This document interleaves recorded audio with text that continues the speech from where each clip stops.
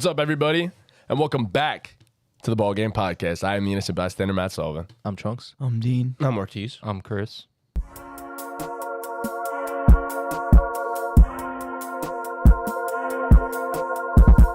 What's up with the intro? Because it's just like so weird that I just sit here staring at the screen like I'm really not supposed to talk, but like we're gonna do it anyway. We all look at each other like, How you feeling today, buddy? I'm so don't sorry. ask me that right now. Don't ask me that. Yo, I'm really upset. Yeah. I'm really upset. Dean, I want you to move your head real quick. Let them see the shrine. Oh yeah, with the candle. We have lit our on Aaron there, yeah. Rodgers We have a shrine candlelit Aaron Rodgers shrine. Yes. over here. Um, So okay. On the way here last night, this morning, I was in class, whatever it was, and I was trying to come up with the words. No, I went into last night. You guys saw the group chat. Yeah. I was so excited. What was word for word the line, Trunks? So word for 8:01. word. He texted yesterday in this group chat at Jeez. 8 o'clock p.m. 8:01 in all caps. It's here, boys. My hopes and dreams. A new era. I used the words hopes and dreams. There was no exaggeration there when I was saying hopes and dreams. A mere 15, 20 minutes later, Aaron Rodgers goes down with an injury. I'm screaming. I'm upset. Because of course, the New York Jets can't have a quarterback. We can't. No, you do. We had one guy that won a Super Bowl one time. Whatever. I wasn't alive. It was 60 years ago. I don't care. We finally get a quarterback. After all this time, we talked about Nathaniel Hackett. We talked about Saleh. We talked about Woody Johnson, Joe Douglas flying out to go get Aaron Rodgers. All offseason, all you hear is hype. He's going to Broadway shows. He's going to this award show. He's making appearances. Training camp happens, and it's a spectacle. There's thousands of people showing up every day. Hard Knocks. Highlights. Everything to do with Aaron Rodgers. It was the Aaron Rodgers show. And as a fan, man, I couldn't wait for yesterday. Like that was what I was waiting for since March, since whenever Aaron Rodgers officially April, whatever it was. I was waiting for yesterday It was like Christmas for you. so long. For so long. It was everything I could have wanted. It was everything. No, we saw him. I'm gonna be honest with you. That Shut up fucking for a second. intro. Stop. He came out with the American flag, running onto the field in full Jets uniforms. MetLife going crazy. We make a stop. Aaron Rodgers has the ball. He gets hurt. And he sits. He sits in the field, man. He knew They it bring was him over over. to the tent. I'm like, oh man, looks like an ACL. It's really not good. That's awful. That's the worst. I'm upset. I'm screaming. He doesn't come out of the tent for like 10 minutes. The cart. Don't forget the cart. That is when he came out. They drove a cart all the way over to the tent. Aaron Rodgers comes out of the tent in a boot, looking very upset, and then you hear it's an ankle. And I think everybody sitting at home knew it wasn't an ankle. I think everybody understood what was going on in that moment. And immediately after the game, Saleh named Zach Wilson the starting quarterback for the rest of the season. Not in my wildest imagination would I ever imagine Zach Wilson would be playing quarterback for the Jets this season. The worst thing I could have thought that could have happened was Aaron Rodgers missing 5-6 games. How often do quarterbacks go down for an entire year? It would only happen to the Jets. This wouldn't happen to anybody else. We finally have our guy. We finally have a good defense, a Super Bowl contending team, and it is completely ripped out of every Jet fan's heart. That's what it felt like. And that's what it feels like today. I feel upset. I'm angry. I'm disappointed. all of the above. I can't do it, guys. I can't do it anymore. So what are you gonna do? Kid's What are you gonna do? Kid's gonna go to a mental institution now. He's broken. He's broken. I can't do Look, it on the anymore. bright I side- can't. Zach Wilson didn't look Yo. horrible. No, what are you I don't talking about, need- bro? You got the dub. There are silver linings. Did you just say that Zach Wilson didn't look horrible? There are silver linings. I don't here. think he looked He didn't look horrible. horrible. He looked like shit. the in my Jets. Not as bad as last season. The defense No. looked. The defense looked amazing. It did. The O line looked bad. Really bad. The corners looked good. DJ Reed looked amazing. Sauce had a rough game. I think probably the worst game of his career so far. Quincy Williams played amazing in the first half. Jordan Whitehead, obviously, how could we not mention him? He had 3 picks. Yeah, as much as I'd like to sit here and celebrate the Jets being 1-0, this is the only time, second time actually ever that I've been upset that the Jets won last night When was the first? when they beat the Rams and we didn't get Trevor Lawrence. Oh yeah. Yeah. So is this like the biggest disappointment in maybe sports history for like a new star coming to a team and how it all unfolds? Yeah. Just hype, how good the player is, I'm not gonna say that not this even is having the most, chance. He didn't even complete a pass. I don't want to say that this is the most devastating sports injury of all time, but like, it might be the most like. Situation wise, I guess I kind of want to say like earth-shattering, like sports world fucking destroying injury in all of sports history. So I mentioned it before. We had the Hard show. Knocks. One that comes to mind, obviously, is Vinny Testaverde in '99 with the Jets. But I mean, I wasn't really alive for The that, so I magnitude don't ain't know. the same. And then another one that comes to mind is when you go to another sport. Gordon Hayward in his first game with the Celtics. But Not even close. this isn't even close. I mean, that Gordon Hayward stuff was crazy too, though. Yeah, but it They just got wasn't. Hayward. They Injury-wise, just got Kyrie. It wasn't even just about Hayward. No, they we got thought they were the Kyrie, favorites. too, Yeah. Yeah. And then Well, no, they had the what Warriors was that? still, but 3 minutes into the game. It's the same thing. Yeah, But the caliber of players different in that obviously. situation. But I think So, this definitely clears. But I think in terms of the team expectations from one season going into the next, like yeah. they were there. It's a sad day. I'm not a Jet fan, but like I'm upset. sad. Like it was supposed to be exciting to see Aaron Rodgers with the Jets. I was excited for it. Everyone was excited for it. There's really not words. I mean, you just got to give them so much credit though for pulling out the win because we all thought it was over. Like I know the rest of the season, the outlook probably isn't what you want it to be, but just in terms of last night, like it's very impressive to keep your composure and do just enough to win the game in those circumstances.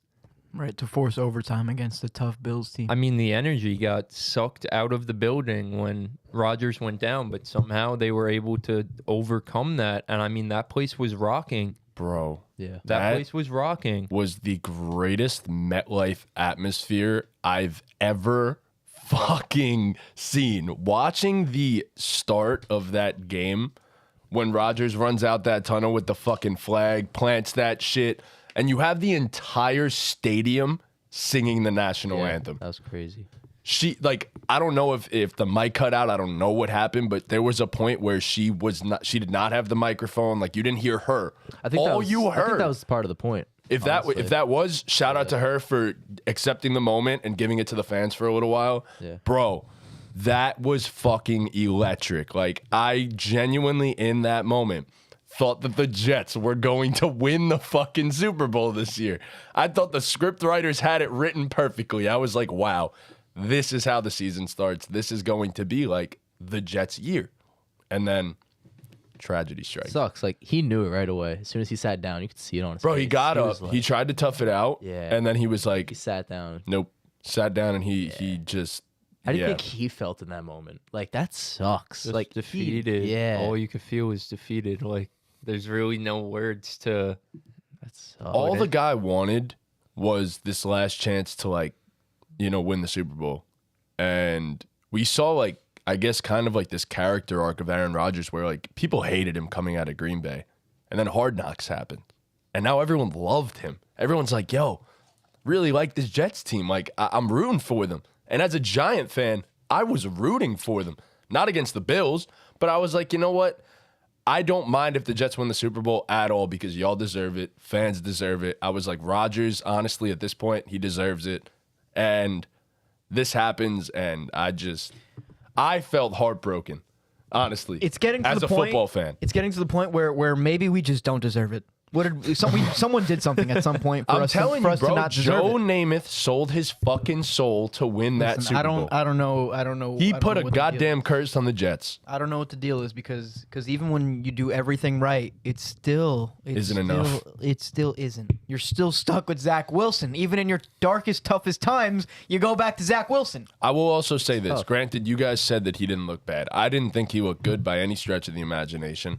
There were a lot of bad That decisions. pick was that was bad. horrible. What- what Threw is it right that? at him, bro. Horrible. Peyton broke it down on the Manning cast too, and he was just like, "Yo, like if this linebacker drops back, you don't fucking throw that ball there. You have the check down with Alan Lazard. Like he's just like, yo, like what are you doing? I think for the Payne most didn't part, even know he he was was on the team. okay. He though. wasn't the worst, Made no. that was definitely a That throw to piss Garrett poor Wilson decision. was horrific. But I felt like for the most part, he was taking what the defense was giving No, he was. him, He was, yeah. and the defense was having a game. So like, when your defense is playing shutdown like that, like even if Rodgers was the quarterback, I think that the ideology would have been the same. When your defense is locked Yes. up like that, like all you gotta do is protect the ball, chew some clock, Yes. and this is kind of keep the defense off the field, and let them catch their breath a little bit. right. This is Zach Wilson we saw the first couple games that he played last season against the Steelers, against the Broncos.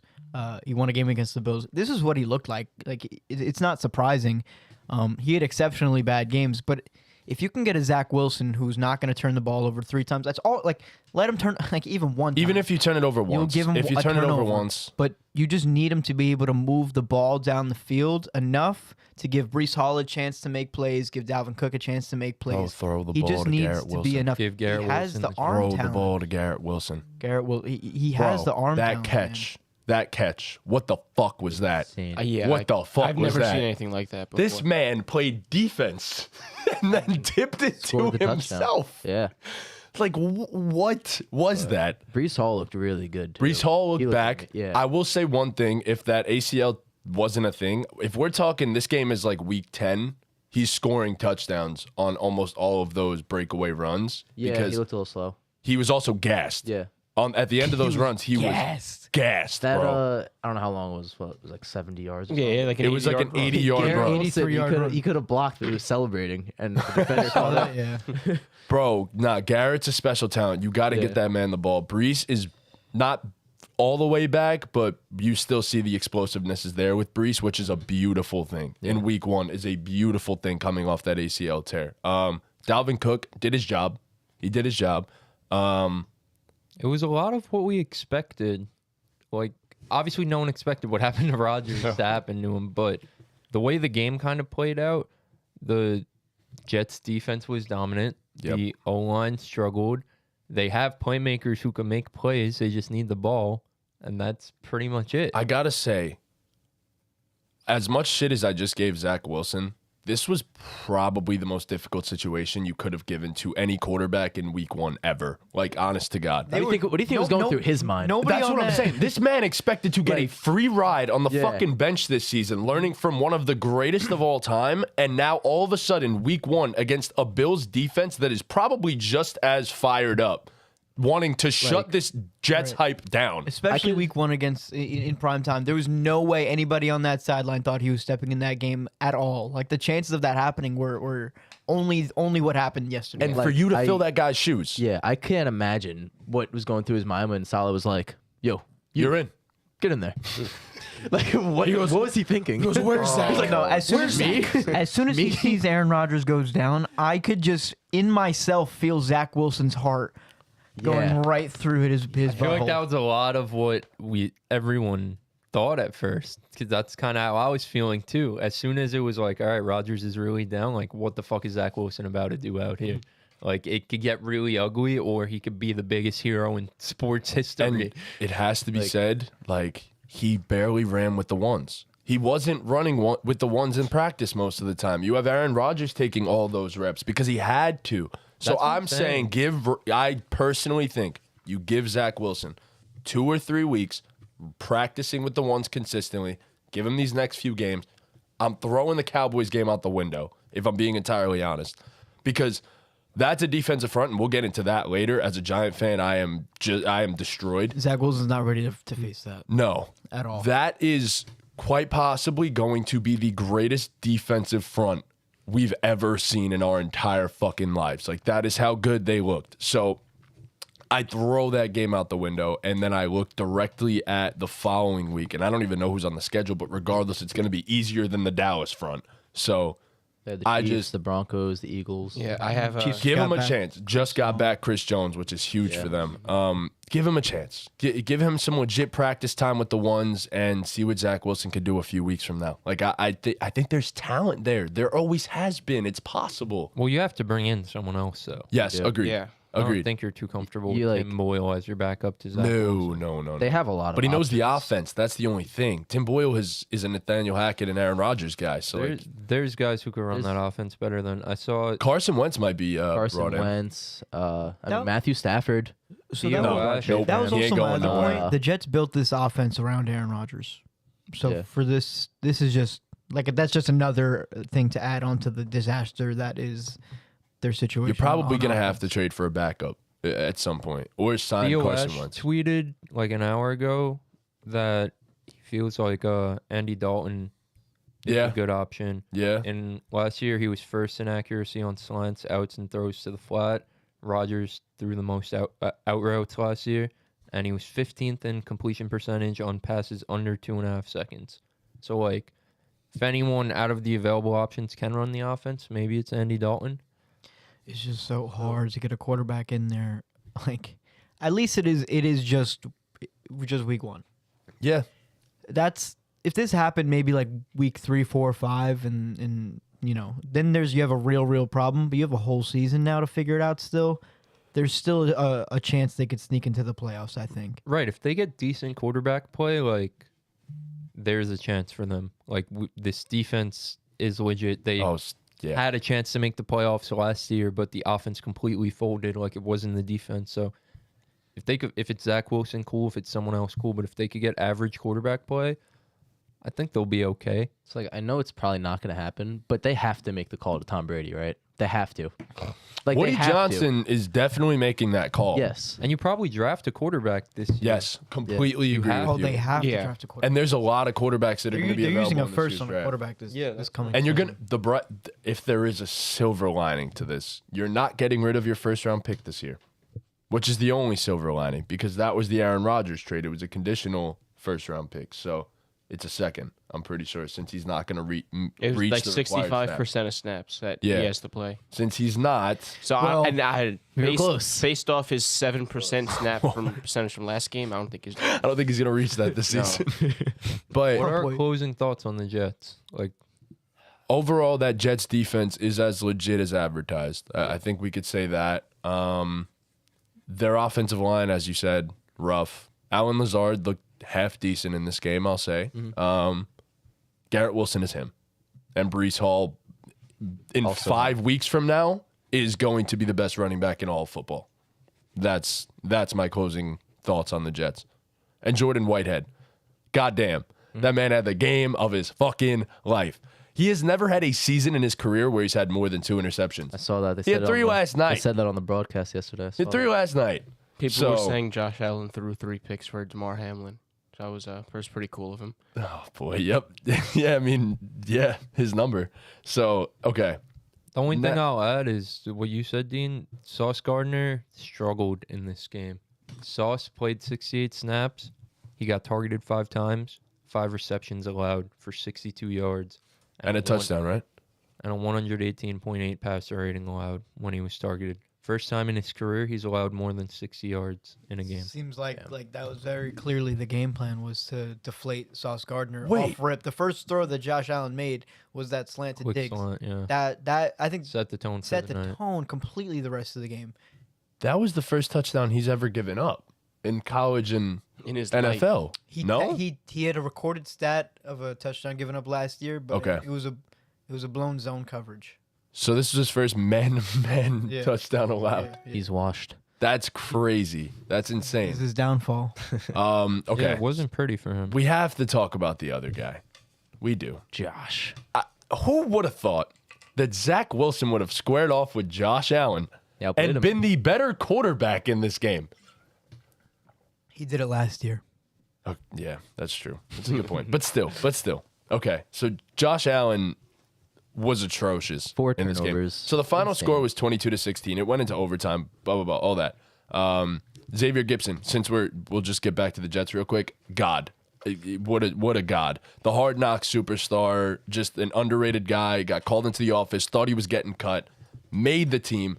Then he's a fucking hero in week 1. So that's the coolest thing ever. And he was the most excited person of all time after he did that. So I love Bro, that they for had a him. fucking Sports Center top 10 play chain around his neck. Yeah, he is. That shit was nuts. In He's his a dog, first bro. NFL game, bro. That was nuts. He's a dog, bro. I love him. I'm super happy for him. That's awesome. But yeah, Josh Allen was atrocious. And it has to be said, this man on certain plays looks like the greatest quarterback we've ever witnessed in our entire life. Another plays looks like Zach Wilson. 5 or 6 plays a game, he looks like the worst quarterback I think I've ever seen. And I question why he's even in the NFL. Like, the only reason he's in the league, sometimes you just think, is because he's 6'6", 250 and can run like a 4.6 He also makes crazy decisions. and when has a he's running. cannon. Bro, You see that dive yesterday? Bro, what is he doing? he tried one hurdle yesterday, and instead of going straight up with his body, he jumped and just kind of Did a dolphin planked dive. in the air. Through his body. Yeah, he did. Crazy. He went to hurdle and just dolphin dove. He tried going over someone. That's not how that works. You would think this man is fighting for a roster spot on a weekly basis the way that he fucking runs. He plays like He's he a runs like Baker franchise Mayfield. quarterback making $260 million. What are you doing? It's week 1. I get it. You want to beat the Jets. Bro, let's not get yourself hurt. This is why you blew your season last It's year. funny because he did all that and still lost. And still Yeah. lost. Because he threw 3 picks. And And had okay, a fumble. one of the picks, arm punt. I don't blame him for that one. It was 3rd down. He Two of just them chucked were. it Two deep. of them were. They were like No. The other one wasn't an arm punt. The other one was just a horrific decision that made absolutely 0 sense, throwing into double coverage deep. Sounds like an arm punt to me.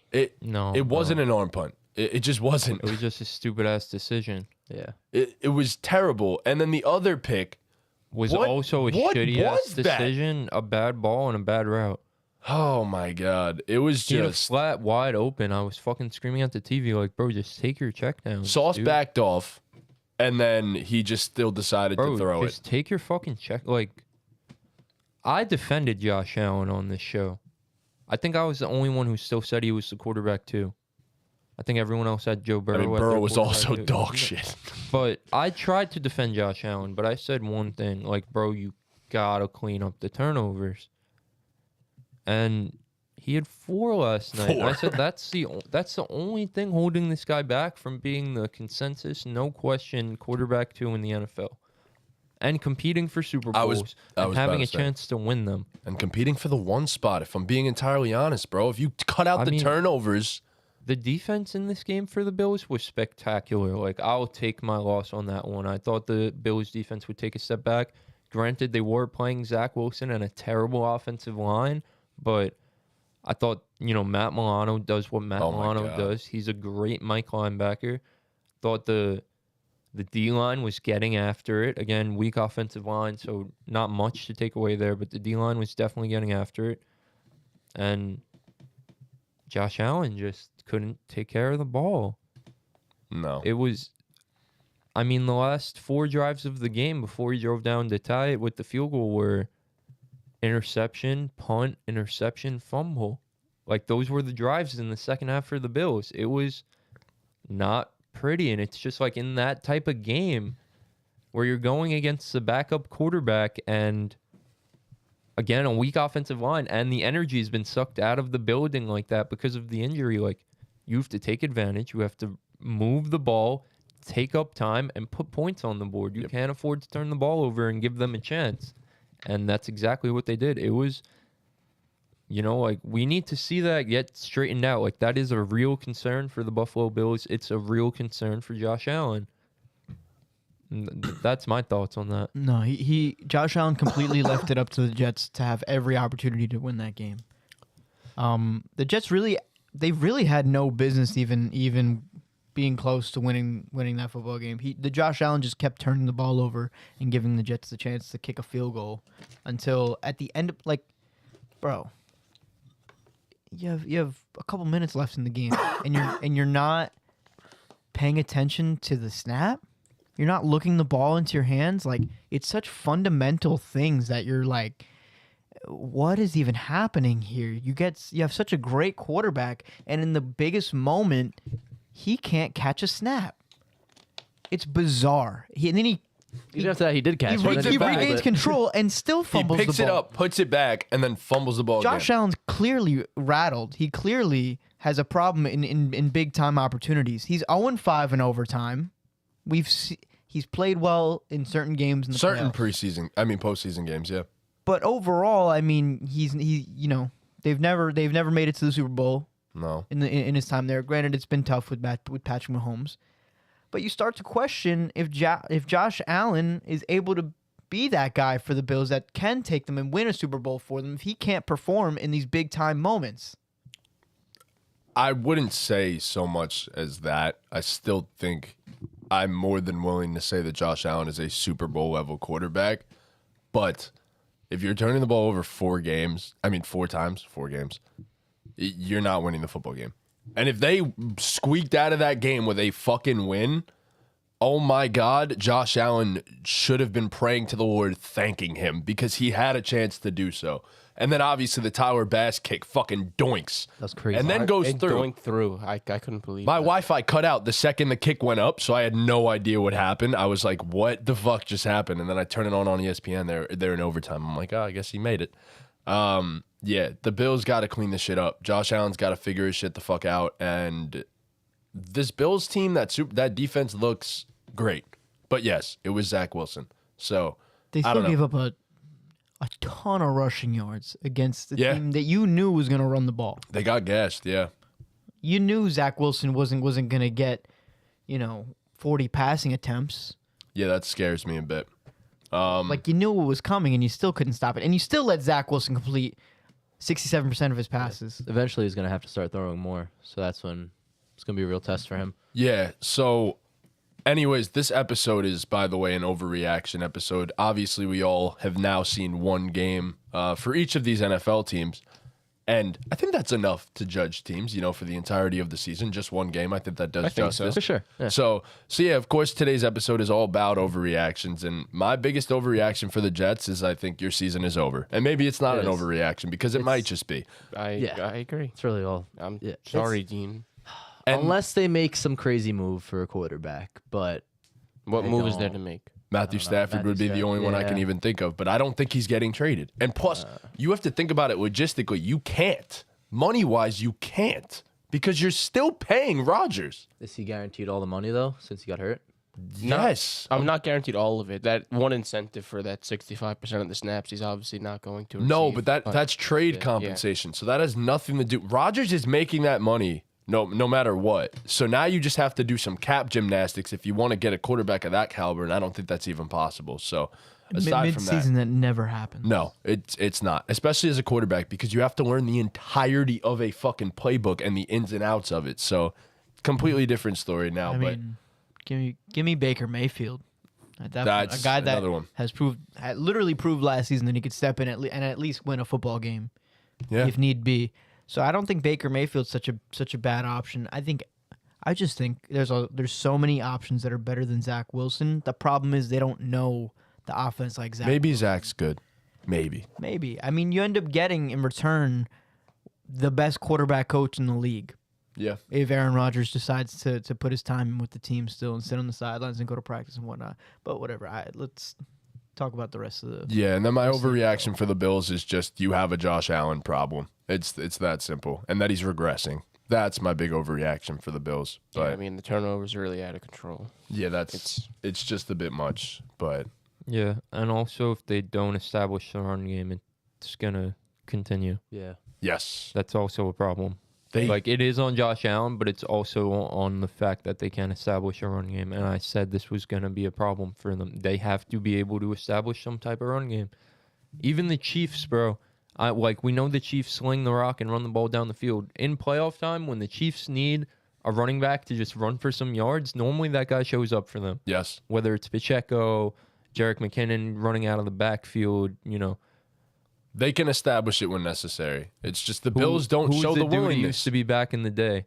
Damian Williams? Damian Yeah. Williams went fucking nuts in the Right, playoffs. I remember that. Right. So for the Bills, you just have to be able to establish a run game. And, on those short yardage situations, you have to be able to keep the defense honest. Yeah.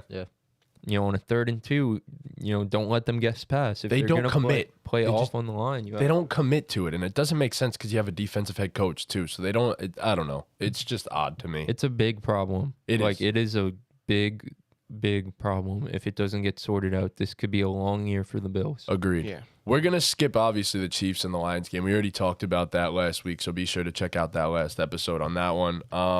We'll move on to this game, and that's the Atlanta Falcons defeating the Carolina Panthers 24-10.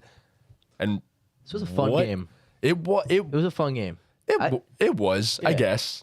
It was, I guess. A lot of running the football in this Yeah. game, I will say. Falcons like to do that though. That was no surprise, Yeah. especially given that Tyler Algier and Bijan both looked Yeah. ridiculous. Insane. I'll say my Panthers overreaction since they lost. Bryce Young's a bust. That is my Panthers overreaction. But I will say one thing. After watching the game over, Bryce made 2 mistakes, and both of them to Jesse Bates. The guy that Chris said was going to transform this defense for them made 2 huge plays in this game. Biggest thing with the rookie, don't make the same mistake twice. And he made the same exact mistake both times. But I will say, aside from that, I loved Bryce's pocket presence for most of this game. He was incredibly accurate multiple times, and then also had a drive where he just sprayed 3 throws all over the place. I expect that from a rookie, but I did like what I saw from Bryce Young overall as a quarterback. Yes, he struggled, but it was his first NFL game. As the season progresses, we're going to see Bryce Young become one of the better quarterbacks in the entirety of the NFL. I was gonna I say, genuinely think that. I'm not worrying about the interceptions too much that he threw. Like, there's No. going to be some growing pains. It's okay. He looked good for the rest of the game, in my opinion. I thought he looked solid for his first game. I think he's going to be good. Yeah, I agree. Yeah. He can move too, which helps Yeah. a ton. I think the Panthers' defense was really good overall. I mean, aside from getting gashed by the fucking run, which, is a Falcons thing, they're also the best run blocking unit in the entirety of the NFL.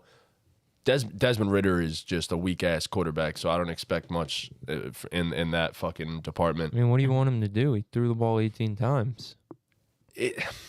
What do you want him to do? They won the game by 14 points. He threw 15 for 18. He completed the pass that he needed to complete. Yes, they're just. I was actually going to say Desmond Ridder had a great game. He was 15 for 18. what he did, yeah. He was had great a for what he tud, did. and they won comfortably.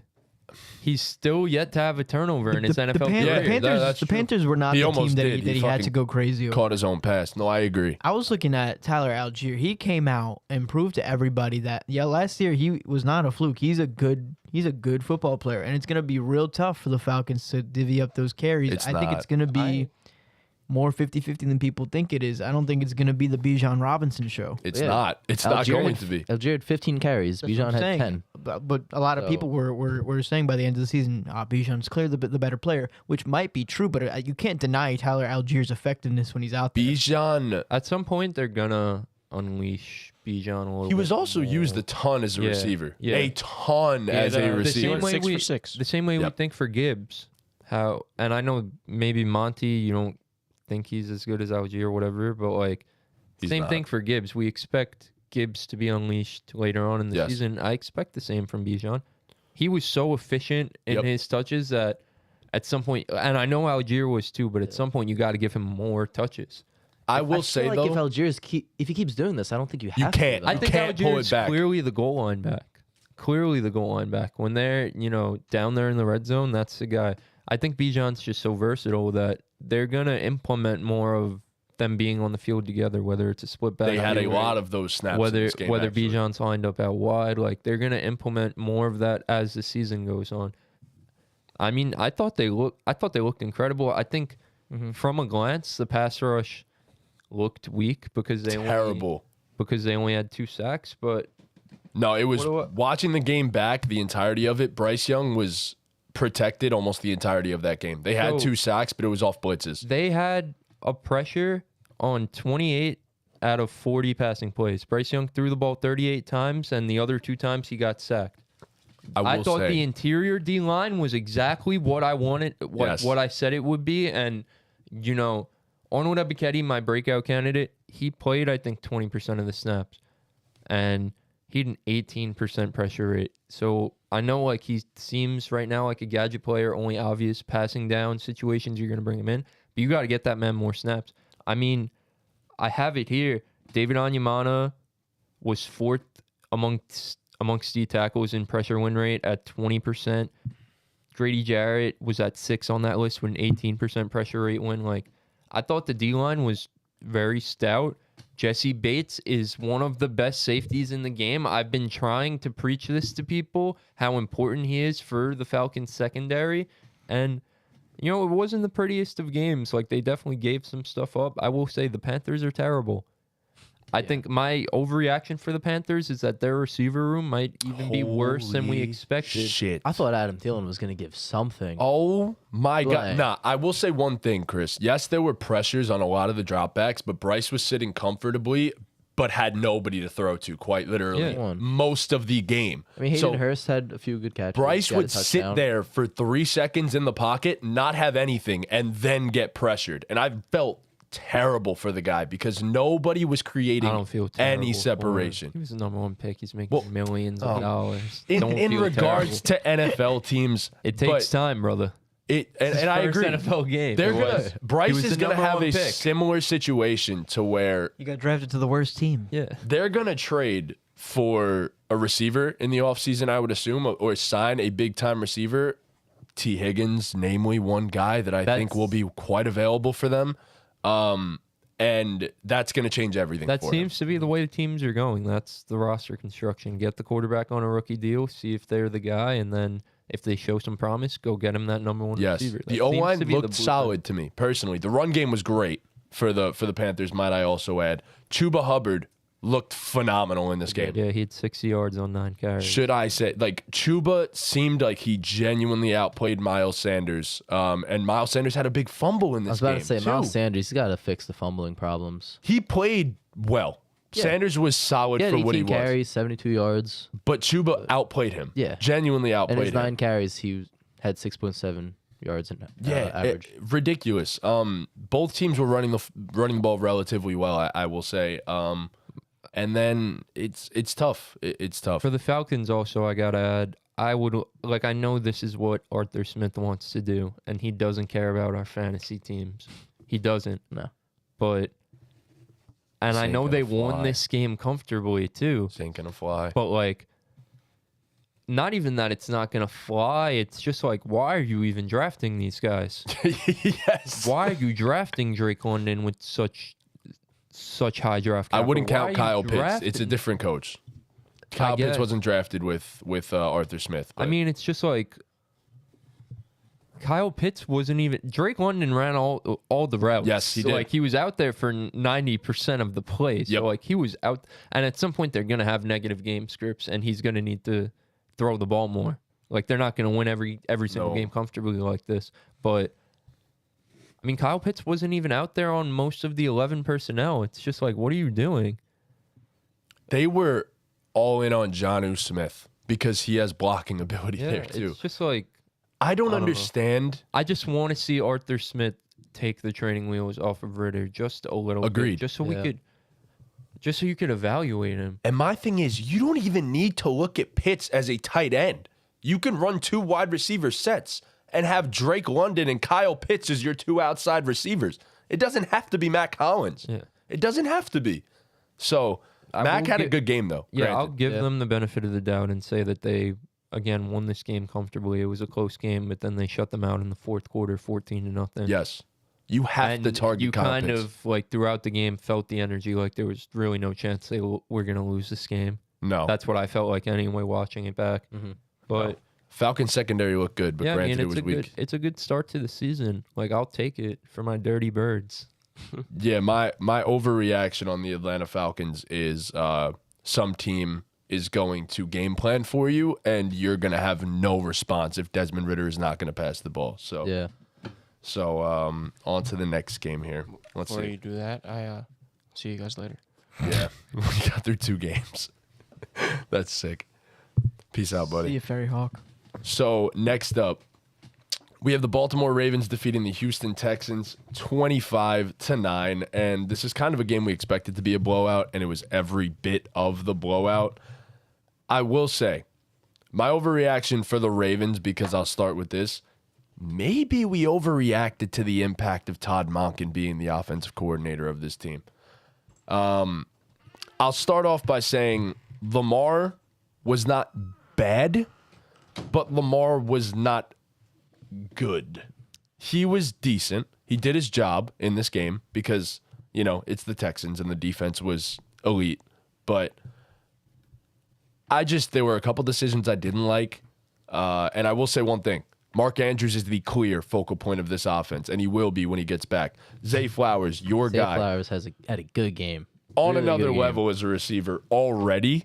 He gives me flashes of like his teammate, actually. Speaking of the devil, Odell Beckham Jr. Like I see so much of Odell in Zay Flowers in I'm the way that surprised he he can didn't create have- after the catch and I'm stuff. surprised Odell didn't have a better game, honestly. I mean, He only had 3 targets, but I don't know. Zay Flowers is going to work. He was, yeah. he was the focal point. Yeah, I They know- schemed yeah. touches for Zay Flowers. Yeah, they he wanted to had get 10 him that Lamar ball. only threw the ball 22 times. Yes, and he was 17 Yeah. to 22. not bad. He didn't have to, as I said. True. JK obviously he tore his, Yeah. Oh my God, bro. what was it, Achilles? Bro, He tore this his Achilles poor too. fucking dude.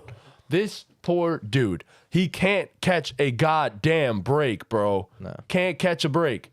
And he looked like, granted, his yards per carry aren't great. It was his backfield. He had 3 targets. He looked like he was going to be involved for this team. And it looked like it was going to be all J.K. Dobbins this season, his backfield. And then he gets hurt. And it's just heartbreaking because, like, from a human perspective, this dude can't catch a fucking break with these injuries. And he's so talented. And I just wanted to see him on the field. And then this happens. Me too. Me too. So I think Todd Monken is fine. I think I agree. It's an clearly overreaction. saw the changes in this offense. They came out in 11 personnel, 43.8% of snaps, which they were by far the lowest in the league Yep. in running 11 personnel last year. I think it was at like 12%. 17%. Yeah, I like think it was. low teens percent. And I think it was just clear that Lamar was a little bit rusty, had a few turnovers. And I have a list here. 9 quarterbacks didn't play in the preseason. So this is kind of going to be a trend for me throughout this episode of bringing that up for a Yep. few of these guys. The list is Jared Goff, Kirk Cousins, Lamar Jackson, Joe Burrow, Ryan Tannehill, Jalen Hurts, Justin Herbert, Matt Stafford, who seems to be the outlier in this list, and Dak Prescott. So, Well, Dak didn't have to do anything, but right. Yeah. He's another one who I kind of give the pass to. But I think the Ravens are fine. It sucks, the J.K. Dobbins injury. It sucks. Like, it's very demoralizing to the team. He was clearly going to be a focal point of the offense this year. So they got to figure out how to replace that production. Hopefully Justice Hill and Gus Edwards are good it just enough. ain't them, now bro. they have Gus Not- Bus, It just ain't And I them, mean- Tottenville bro. legend. The thing is, Dobbins has been injury prone, and you know they've gone through this already with him getting injured. But the difference is now that you have Todd Monken, Yes. and the expectation is that you're going to be throwing the ball more, so the run game becomes a little bit less important than Still it was. can't be one-dimensional. And you still do have Lamar. You have Lamar, who is gonna give you rushing volume, who takes the load off the running backs, kind of like a Jalen Hurts does, a Josh Allen does. Yeah. They take a little bit of a load off the running back. I think the Ravens are fine. I think the Texans are exactly. Who we thought they were. Yeah, a lot of this is just like kind of. I feel like either proving us right. If something goes in the way we think it will, we'll say it proves us right. And then things that don't go our way are kind of It's just week 1. They'll figure it out. Yes. Those are kind of really the only reactions to have. The Texans were exactly who we thought. The CJ Stroud was okay. It wasn't terrible. He looked like solid. a rookie quarterback. His first attempt Against he caught the, it. Yes, He yeah. caught his own You know first the pass only other attempt. quarterback to ever do that? They said Brett bro. Favre. Yeah. Favre. Yeah. So CJ Stroud was pretty okay. I thought Damian Pierce, it was weird that he only got, 47% of the snap? Bro, Mike Boone was the second most second most snaps in the fucking backfield. Yeah, it that wasn't even was Devin pretty Singletary. strange. Boone didn't even get a carry. No, but he was out on the field often, like quite often actually. And I'll say this, I get it, I guess, because you were down and, I don't know, but he was targeted 3 times, which is, I guess, a good thing because last season he was not targeted at all, pretty much. So yeah, I don't know. I don't know what the answer is in the backfield for this team, I will say, but I will give credit to a couple guys. Their weapons, although bad, Nico Collins and Robert Woods did not look bad at all. They played good. Nico Shout out Collins my and boy. Robert Woods They did did not look bad. They looked pretty Shout out solid. my boy Nico Collins. Got him So- in Dynasty. That's the future right there. So Nico Collins, I've always thought is actually a pretty solid receiver, and he showed it. 6 for 80. 11 targets. He led the entire team in targets. I think he was actually he had the second most routes run on this team. I'm pretty sure in week 1. It's clear that he's CJ Stroud's guy. Yes. Which is pretty cool for fantasy purposes. I don't know if any of you guys are in like shallow, maybe 10-man leagues where Nico Collins didn't get drafted. I know he was going near the very end of redraft leagues, like 15th round, 16th round. So if you could get a Nico Collins, maybe you could trade for him, without having to give up too much. Maybe the guy's kind of oblivious to the volume he got. Pick his ass up. Yeah, try and get Nico Collins, man. I also will say the Texans defense did not look that bad. I didn't think it Anderson's looked a that bad. special He player. is so special, bro. He is on a different level. He really is. And that secondary is young, up and coming. Like, I think there's a shot. I think Jalen Petre got hurt in this game, if I recall. And that's a huge loss. But Will Anderson got his first sack. yeah, in his first game. So, are those rookies? Are they wearing patches? They are. They If get they a special premiere, patch. that's pretty. Rookie That's premiere, pretty yeah. cool. I like that a lot. Yeah. I think MLB started doing that with their debut players. It would be cool if the NBA implemented something like that. Yeah, I think it's super dope that they do stuff like that now. But yeah, as you said, the Texans are who I thought they were. And then, of course, my overreaction to the Texans is the same thing it was for the Panthers. CJ Stroud's a bust. So I feel like with rookie quarterbacks, you could just say that as an overreaction for all these guys if they don't come out and just, throw 3 touchdowns, 350 yards and stuff. So, but I didn't think CJ Stroud looked bad. I really didn't. Neither one of them did. Yeah, I don't think they look Bryce terrible. Young. No, they look solid. They look solid. I mean, I guess I'm overreacting over the Damian Pierce usage and the That's terrifying. that Yeah. he sees the field. Considering there really isn't any other better options, Bro, not even close. So, He's good at football. so I don't understand what the thought process there. Maybe it's just they knew they were gonna lose and they just didn't use him. I don't know, but that's not even really a good excuse It's not. at all. I was No. surprised Dalton Schultz didn't get more targets too. Honestly. Are you? Yeah. Are you? Figured they surprised? signed him. I thought I it was, do agree, I yeah. thought it was gonna be one of Stroud's favorite options, but He's reliable. yeah. He's all reliable, but he didn't get it. No. How many targets did he even have in this He had game? It was- 4. yeah, that's. But look, if Nico Collins and Robert Woods are getting the job done, then Then yeah, you don't have maybe you to. don't got to worry about it. But Yeah. all right, we move on to another game, and this was another game that was dominated by one team for the most part, even though it was a close game for much of it. Cleveland Browns won 24-3 against the Cincinnati Bengals, and it just seems that the Browns have the Bengals number consistently. And Joe Burrow is owned by the Cleveland Browns at this point. It feels like every year there's one Browns over Bengals blowout. So this was the one for this year, I guess. But then it means good things for the Bengals afterwards because typically they go on long win streaks after they get blown out by the Browns. So maybe the same thing happens here. I will say, really bad weather in this game. It was pouring. Yeah. Guys could not grip the football. Dudes were taking their gloves off. Joe Burrow even tried to put on a glove because the ball kept slipping out of his hands. He wasn't good at all. He was actually really, really bad. 14 for 31, 82 yards. He missed on a lot, and I mean a lot of throws. Very un-Joe Burrow-like. But I will blame it on the rain. I will blame it on the rain, but I will say my overreaction is Joe Burrow got paid and stopped caring about football. I think they'll be fine. It's week 1. As Chris said before, when things don't go your way, you just say it's week 1. Jamar Chase didn't get, I mean, he got targeted 9 times, but T. Higgins got targeted 8, God. and guess how many catches 0. he had? So Man went 0 for 8. Yeah. That's fucking crazy. Yeah, he didn't have. I mean, the whole team had a bad game, but he was especially bad. It was rough. I do think, I will say, their defense is not bad, or maybe it was just that Deshaun Watson isn't very good Again, still. the weather. But again, the That weather. too. He missed and bounced a lot of throws, like a lot of Yeah. fucking throws. Amari Cooper just wasn't targeted enough, in my opinion, and then he went down with an injury. I'm pretty sure he went out for a little while. I don't know. I don't know how to feel about this game because the weather was really bad, and the Browns have Nick Chubb, and the Bengals just don't. So I think that's a big deal in this game as well. Jerome Ford had a lot of attempts. And he That looked was half decent. He fumbled, but he looked half decent. So okay. I- 2.4 yards per carry. I didn't think he looked bad. Granted, obviously the box score says something else, but from watching the game, I didn't think Jerome Ford looked all that bad. But Nick Chubb is just a completely different animal. Like, he's the best rusher of the football in the league, and we all knew this. I don't think that's a surprise to anybody. But yeah, that's the reason the Browns won this game. They're just better at running the football. Elijah Moore also got a good amount of touches in his first game with the Browns. He He looked did. good. He got a couple carries. He had a drop or two, I think. Yeah. He did have had one 7 drop. targets. We'll 3 blame it on the receptions. weather. He wasn't wearing gloves. He was not wearing gloves in this game. Yeah. My takeaways from this game are that the Bengals O-line still sucks. Yep.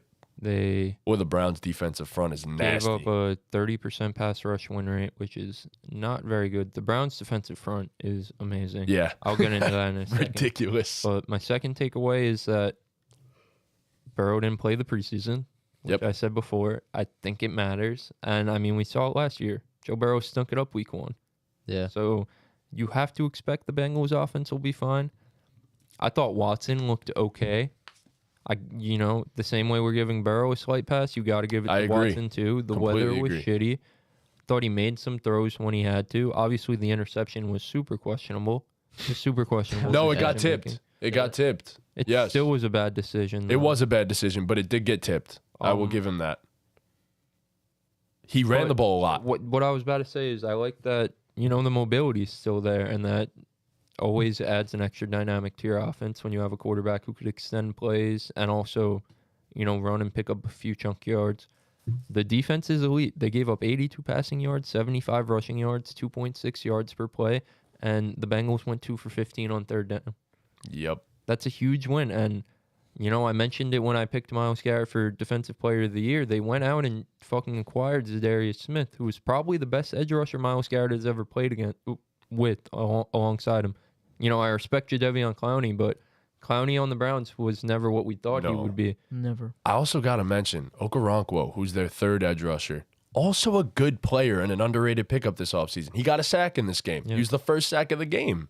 And he looked great as well. So And the defense is just good. I mean, the corners are... I know they went through a coordinator change on defense, Yep. so they implemented more press man and blitz schemes, so it Denzel Ward looked looked good. like it was going to pay off. They have guys who could, line up and press you and get in your face and make it tough for you getting off the line. And they have a pass rush that could win instantly at Yep. times. So, You know who looked great? Grant Delpit. Grant Delpit looked okay. What's the other dude's name? Greg Newsome looked good. Yes, Greg Newsome looked great. Yeah, no, Denzel Ward, of course. But they're going to be a force, that defense. yes, I agree. It's one of the best in the NFL. Like we all thought all offseason, it really comes down to, can Deshaun Watson be good enough to take this team over the hump? I don't think we know yet We don't. not even the answer to that question, but I don't think we know what the question is. I don't think we know how good Deshaun Watson has to be for this team because the roster is so good. Yes. So, does Deshaun have to be Jimmy G for this team to get over the hump, or does he have to be Deshaun Watson from 3 years ago for this team to get over the hump? I think that's still yet to be seen. It's probably closer to Jimmy G, honestly, than it is, I MVP level completely Deshaun agree. Watson. So, we'll see. Jack It's Conklin, unfortunately, out for the season. Stinks. But DeJuan Jones stepped in and didn't look all that bad. I mean, they drafted him highly. So, I mean, I'm expecting the dude to be capable of stepping in and being a quality starter. The rest of that offensive line is great. It needs to be said. It's great. But Watson did what he had to do. He did exactly what he had to do. Used his legs when necessary, extended plays. And I will say there was one throw that I was genuinely impressed and had hope for Deshaun Watson on. And maybe it's just, being a quarterback, you should be making these throws. But he threw one to Donovan Peoples-Jones on the sideline. That was just a fucking dime. And I was like, wow, Deshaun Watson may just be back. May just be back. And if he is, they're scary.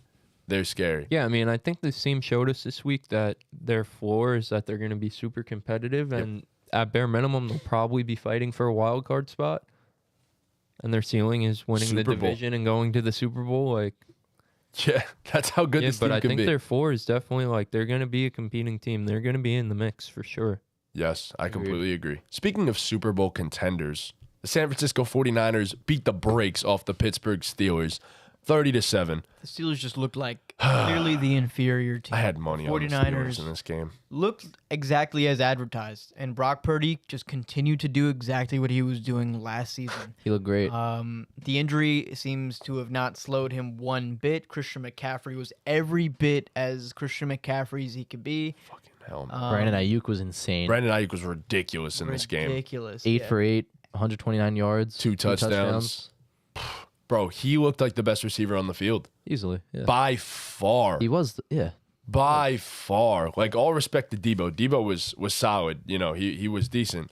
But Brandon Ayuk was on another level. His route running is ridiculous. And if he doesn't get paid to be a number one type receiver for this team, he's another guy that is going to go get a bag somewhere. Yeah. So I thought this was a phenomenal game by Brock Purdy. He showed out. He looked great. McCaffrey is on a completely different level, as you said. I mean, 22 carries, 152 yards. Bro, one carry that stood out to me the most was obviously the long touchdown. Bro, credit's got to be given to Brandon Ayuk and Ray McLeod, I think it was. Bro, they blocked their asses off downfield on that play, too. So this was a ridiculous game for the 49ers. The defensive front is, we knew they were going to be great, but it's just, they're even better than advertised, which I didn't think was possible. So, yeah, Allen Robinson being your fucking leading receiver in 2023 is insane. Is insane, by the way. Deontay did get hurt, though. He did, and he was heavily targeted early in this game. George Pickens had 7 targets, 5 catches for 36 yards. Did anyone see that catch that he had? Calvin Austin, who? George Pickens that didn't count. Yeah. The catch that he had that didn't count. Bro, he'd just be doing this on a weekly basis. But yeah, all in all, Fryermuth didn't really get involved. nope. Pat was not involved. He caught a touchdown, but he wasn't as involved as you'd like him to be. I mean, this is just a shitty game by the Steelers. A lot of credit to the 49ers, but this was a shitty game Pickett plan. was off. Yeah, I don't Shitty know if I'm game putting plan too by much the into it, though. Steelers.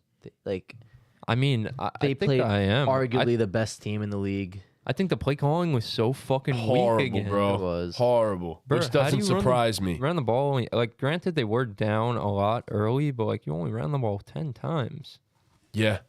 Yeah, I mean, and not only that. Like when your opponent's able to run the ball on you 34 times for 188 yards that efficiently, and they're playing lockdown defense, and you can only run the ball 10 times, like you're probably gonna lose. Yeah.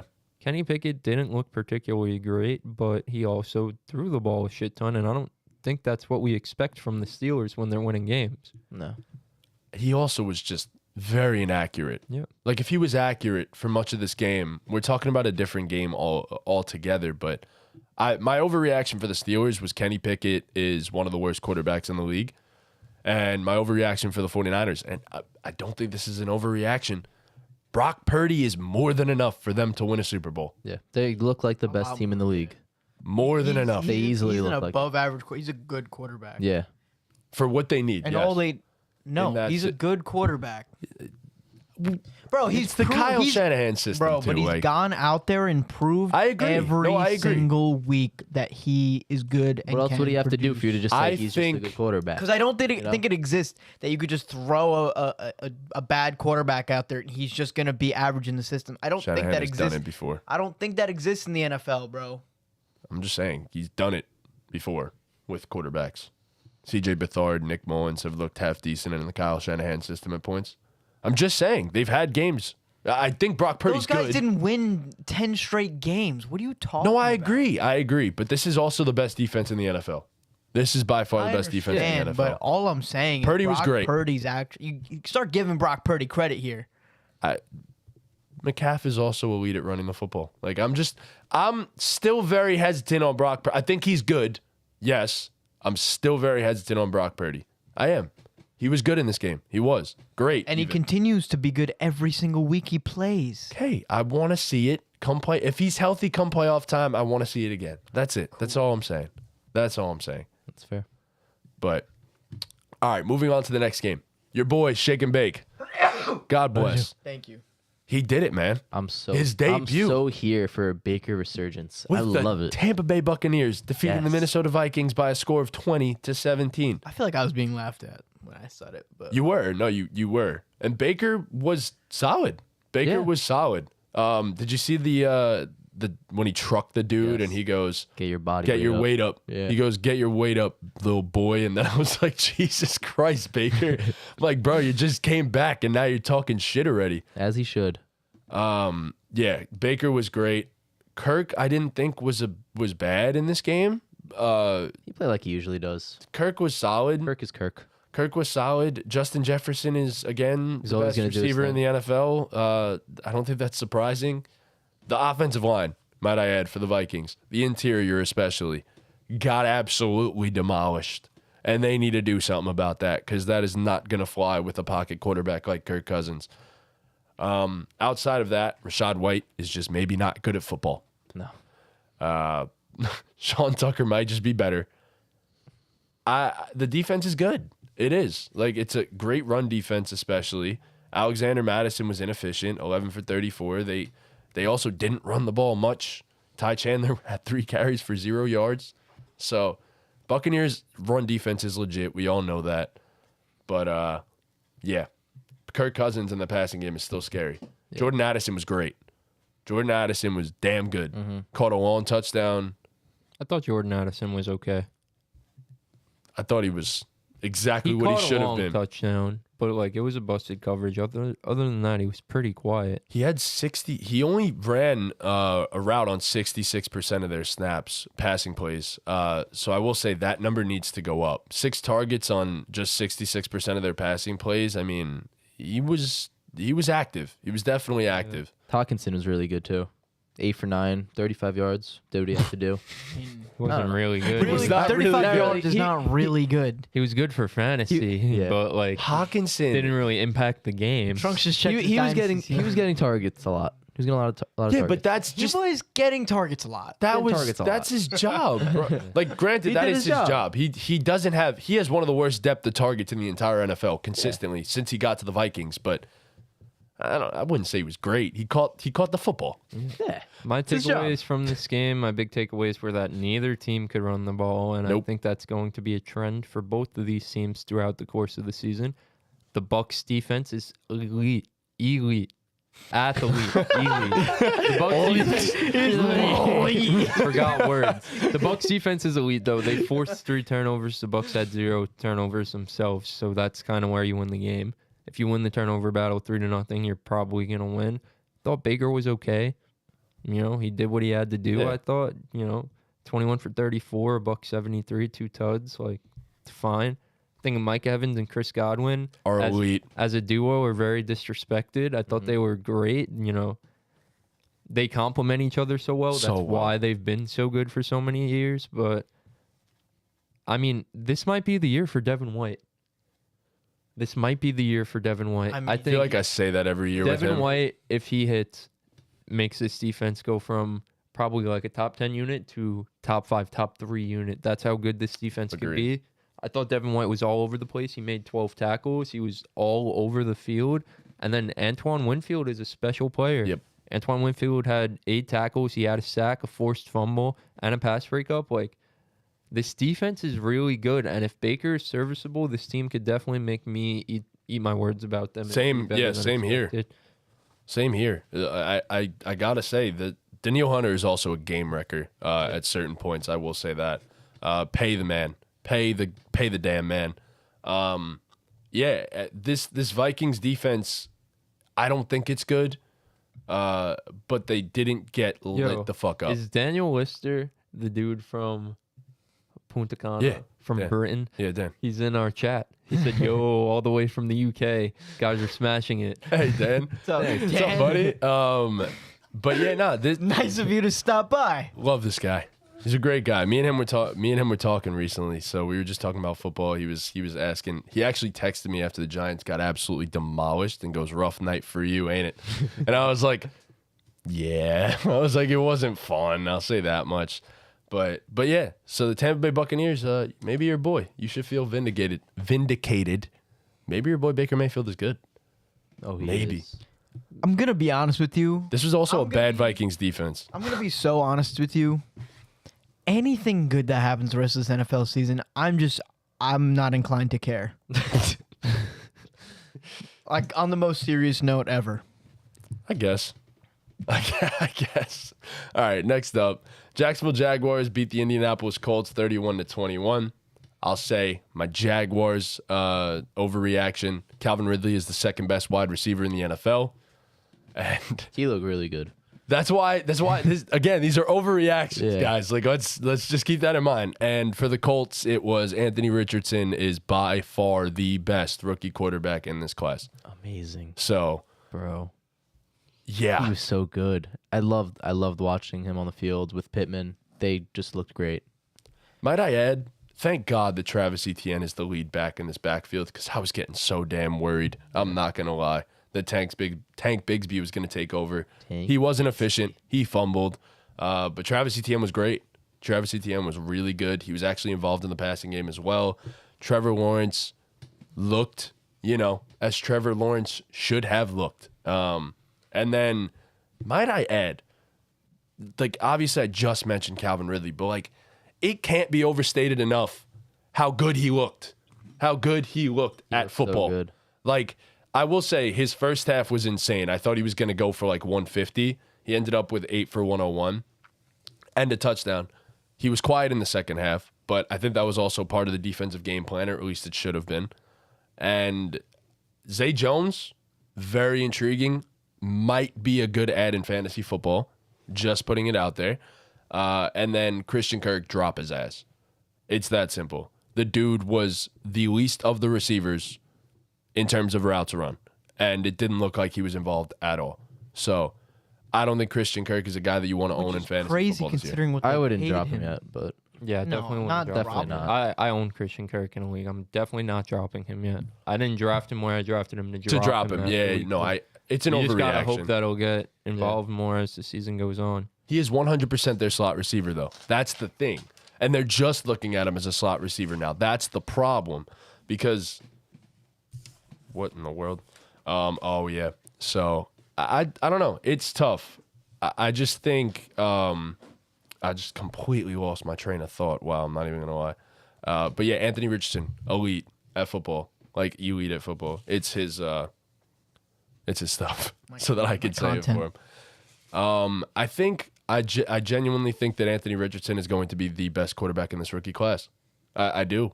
I think he's got top 5 potential. I'm not even kidding. In the entirety of the NFL, he was better than I thought he would be throwing the football. a lot better. Yeah.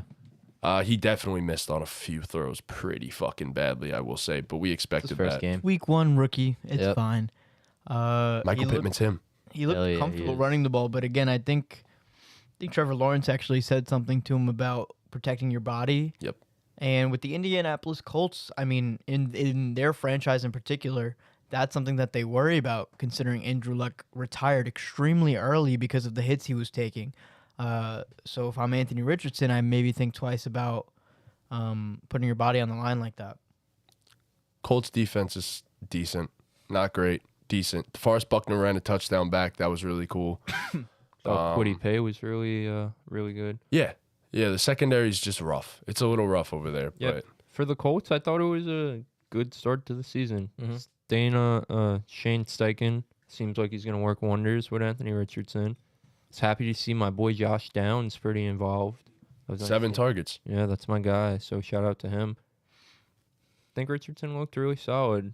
Definitely not great. They missed Not a- JT, by the way. Not elite. Really Yeah, needed they that. definitely Yeah, missed the JT. run game Deion was Jackson so was bad. atrocious. Oh, my 13 God. carries for 14 yards. Yeah, so And fumbled bad. twice. Yeah, and then in terms of the Jaguars, like you said, Calvin Ridley takes this offense to another level. Calvin Ridley is that good of a player. And I thought the defense was really okay. The defense was okay. I thought Trayvon Walker had a really big game, which is, nice to see. Other than that, I think everyone was pretty quiet, but they look like the defense is trending in the right direction there Yes. in Jacksonville. So Agreed. solid start to the season. Not many takeaways from this game. I No, don't think. not too many. Okay, Chris, we got to talk about your guys, bro. And we got to talk about your guy. The Washington Commanders defeated the Arizona Cardinals 20-16 in week 1. Oh, boy. It's a little scary for a little while. Oh, boy. I know this was all our lock of the week in our survivor pool. And I was a little worried. almost cried A little worried for a little while. because they almost lost. It was Yeah. never in doubt. it was. Oh, it was really in doubt. wasn't. I got to So- get up. Oh, I hate you for making me move. Just not say anything. So I feel like I'll start with the Cardinals. I thought the Cardinals defense was pretty impressive in this game. I didn't expect them to be impressive, but Jonathan Gannon saw the weakness in the Washington Commanders, which was the O-line, and he blitzed a lot, and he got pressure on Sam Howell.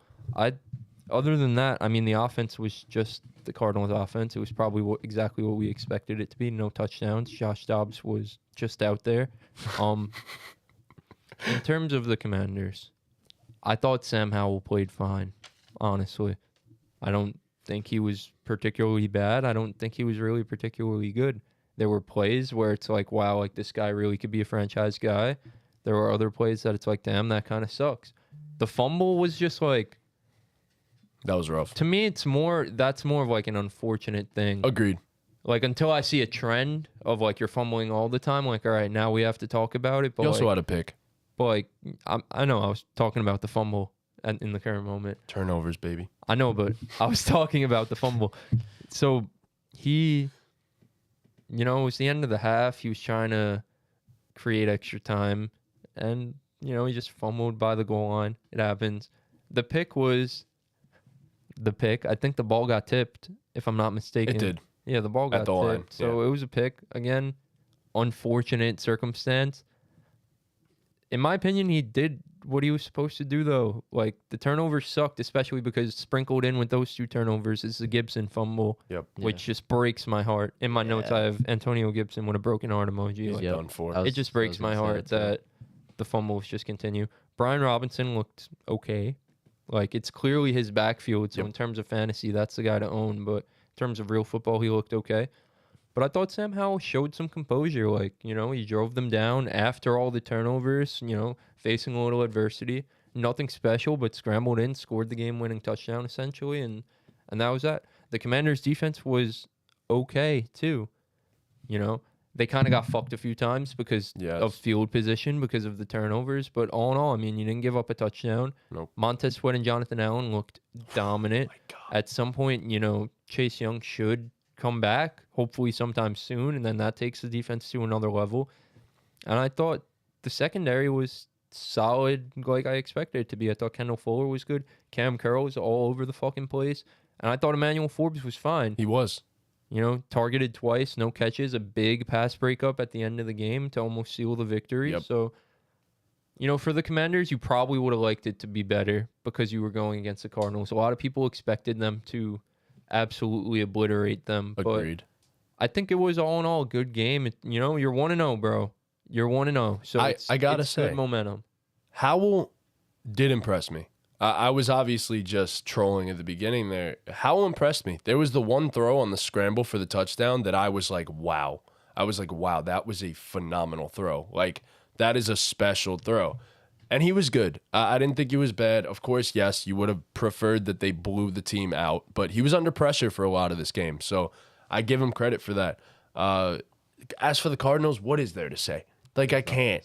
I can't say much. There isn't much to say. I mean, well, they did play, like, they were in it. They played a respectable enough I game. didn't expect it to be respectable at all. No, Yeah, me I think- neither. I think Jonathan Gannon maybe might be a good coach after all. Maybe we're wrong.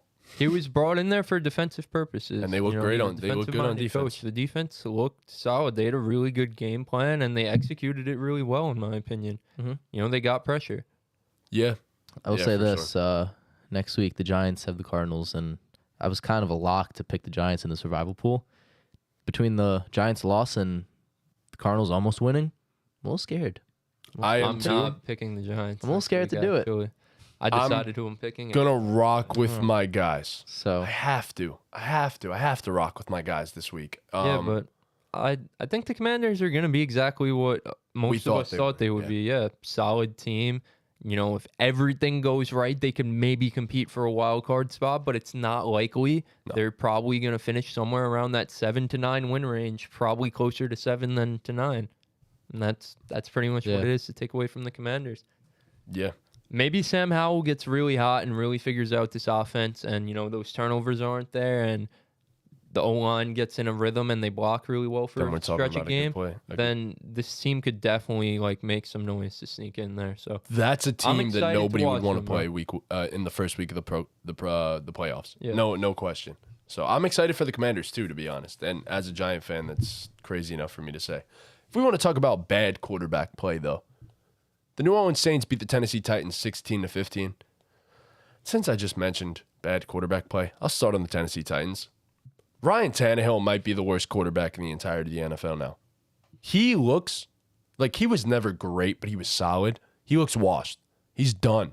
That was atrocious. Not one ball that I watched was accurate. Not a single one. I think he finished, 13 for 30? 16 for 34. Apologies. He was 16 for 34 for 198 yards. And not one, not two, but 3 picks. He was horrible. He was just disgusting to watch. Derrick Henry should have gotten way more carries than he did in this game. 15 for 63. Tyjae Spears only got 3 carries, but looked solid on the 3 it carries. snapped him. Tyjae Tyjae? Spears Did he played really? more snaps than Derrick Henry? I didn't even know that. Yes, Did not know that. it was close, but Tyjae Spears played more snaps. 3 carries, 27 yards for Tyjae Spears. Yeah, it was rough. It was definitely a rough game for the Titans. It wasn't a high-scoring game. Defense kept it close. it's an ugly game. But, yeah, I mean, the defense is good for the Titans. I'll say that much. DeAndre Hopkins was targeted 13 times in this game. And if only Ryan Tannehill could throw an accurate ball, he would have had a big game. Yeah, I don't know. Not much to say I about don't this have team. My notes No. for this game are very small. Michael Thomas came out early and had a few catches. That was Yeah. cool. Yeah, my notes from this game is Tannehill sucks, but he didn't play the preseason, so let me see it another week. And the Saints are mid. Yeah. That's exactly what they are. They are mid. Yeah. The offense was mid. The defense was mid. That's okay. Like, they're in a weak division. That's a team that could sneak into the playoffs. But overall, they're mid. Those are my notes. Yeah, I think, I don't know if it's their defense that was good or it's just that Ryan Tannehill was bad, and I want to lean that it was Ryan Tannehill was bad after rewatching that game. Derek Carr is going to help immensely, I think. He made a big play at the end of that game, and I think that's just what they need out of Derek Carr, and I think he'll be better. He wasn't phenomenal, but he wasn't bad. I think he'll be better. One thing about Derek Carr is he's going to take some shots. Yes, he definitely will. So Jamal Williams is who we thought he was. He's an inefficient back that relies entirely on a touchdown. And I will say, you could very well be talking about the Saints having the best trio of receivers at some point during this season. Rashid Shaheed looked phenomenal. Michael Thomas looked like he might be back into a pretty damn solid receiver. And then Chris Olave is as good as advertised. Yeah. So I don't know. This team could be explosive on offense. Could be very explosive on offense very soon. So that's really all I have to take away from them. And just the defense looked good, but I don't want to give them too much credit in that regard. So yeah, that's that game. Disgusting game. Horrible to watch. So next up, probably the upset of the week, I would say, and that's the Los Angeles Rams defeating the Seattle Seahawks 30-13. Not only did they win, they beat them pretty bad. And it was a close game for much of it, I will say. But the Rams pulled away late. And I got to say, my overreaction for the Rams, maybe it was never Cooper Kupp. Maybe it was the system. Maybe the system made Cooper Kupp who he was. Because Puka Nacua had 16 targets, 10 receptions, and 119 receiving yards. What the 15 targets, apologies. What the fuck did I just witness? Tutu Atwell, too. He also had 119 yards. Yeah. On 8 targets. 6 Tutu looked receptions. great, by the way. Looked great. As a 165-pound receiver, he looked phenomenal.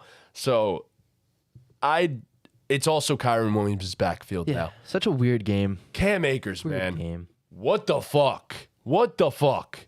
Like, damn. And I have him in a lot of fantasy leagues, which is not fun. It's now Kyron Williams' backfield. He outplayed him. I wouldn't say it's his backfield after one game. He's still at 22 carries.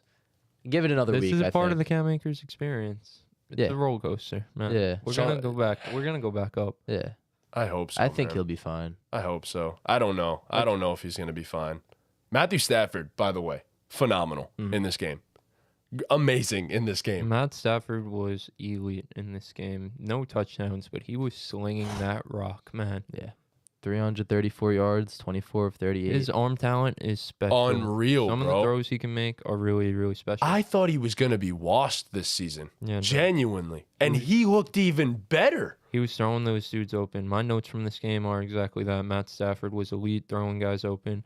In terms of the defense for the Rams, I thought Ernest Jones was the MVP of the defense. Baller. He was everywhere. He had 9 total tackles. He had 3 tackles for loss. It just felt like his fingerprints were all over this game. Obviously, you know what you're going to get from Aaron Donald. He's elite. And then they won the time of possession 39-20. That's So crazy. when you win time of possession like that, you're probably going to win.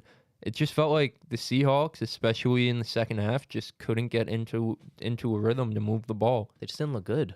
Yeah, in the first No. half, they were fine. Like, I know they came out on that first drive and looked pretty solid. Tyler Lockett had 2 catches on the first drive, and then he never caught another ball. He had a concussion. I don't know when it happened, but he Yeah. did end up with a concussion. I'm pretty sure. I mean, DK was okay. You'd like to see DK targeted a little bit more, but all in all, Geno only threw the ball 26 times because, again, they didn't really possess the ball.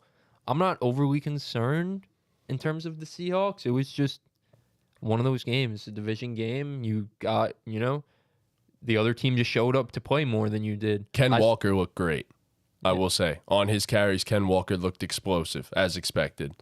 It was always obvious to me that this is Ken Walker's backfield. I know Zach Charbonnet was a good prospect, but Ken Walker was a great prospect. Yeah. Yeah, and I will say one thing. I got to give credit where it's due to the Rams' corners, too. I mean, Akello Witherspoon and Darion Kendrick. Darion Kendrick had a hell of a game. Yeah. He introduced himself to the world with this game. I mean, he was making play after play, and he was talking his shit the whole game. The whole game. So I got to give the Rams credit. It's a very young defense, but it looked like it could be a very productive young defense. I mean, I just said that they somehow would figure it out and win 7 games or so, and without Cooper Kupp, it's looking pretty damn promising, I will say. And Tyler Higbee, the safety blanket that I expected him to be. So just a great game from the Rams. And Matthew Stafford is really just still as good as he was when he won the Super Bowl. Like, for real. So next up, we have the Miami Dolphins defeating the Los Angeles Chargers in what might have been the game of the week. What a game. 36-34 in favor of the Dolphins, and my overreaction. Tyreek Hill may be the first player at wide receiver to win the goddamn MVP award. But let me just say, put some goddamn respect on Tua Tagovailoa's name. Holy hell. He might be the MVP. He didn't have to wait to the Super Bowl to prove he's a good passer. No, He God proved it. Bench damn. prime, He proved tell it. everyone. And God I know damn. I'm not the leader of the Tua fan club. I know there's a bunch of Miami Dolphins guys I follow on Twitter. I know Drew from Pick a Side. Drew, if you're watching this, I'm right there with you. But I've been a believer in Tua Tagovailoa from day one. I really have been since day one.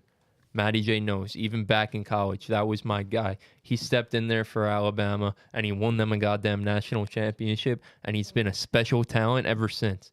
He's been one of my guys, and he proved that on a big stage. Not the biggest stage, but on a big stage. And I tried to tell everyone that it was personal this week. Tua was going to get his get back. I don't know what the rest of the season outlook is for the Dolphins. They could still potentially implode. But this week one game, they were not losing this game. It was never in doubt. Tua was fucking elite. We know what Tua could do throwing the ball down in the middle of the field. He's one of the best. Anticipating throws, fitting the ball into tight windows. What's the knock on Tua? Throwing outside the numbers and throwing out of the construct of the play. He proved he could do both those things. Oh my God. Tua was chucking the ball deep. I have some stats. Let me get the stats. I have so many stats about this game. Tua, 28 for 45, 466 yards, 3 touchdowns, 110 passer rating, 6 big-time throws. 6 big-time throws. Tua, hold on. Bear with me. One mistake. That was it. So Tua versus Justin Herbert's been a debate, and it's probably been a one-sided debate. I'll probably even say Justin Herbert's the better quarterback. But those Herbert stands, they don't respect Tua. They say he's a Tyreek Hill merchant. They say he's a Jalen Waddle merchant. In this game yesterday, Sunday, Tua Tagovailoa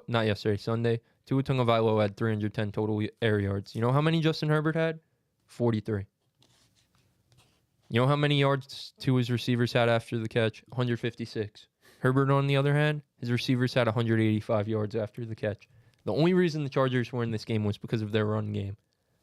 Their run game was elite, might I add. I don't Chargers- know if it's the Dolphins being bad or the Chargers are just now really good at running the football. Yeah, Chargers ran for 234 yards, which is pretty nuts. Josh Kelly, 16 for 91, 5.7 yards a carry, a touchdown. Austin Eckler, 16 for 117, 7.3 yards per carry, and a touchdown. He had the longest run of his career in this game for 55 yards.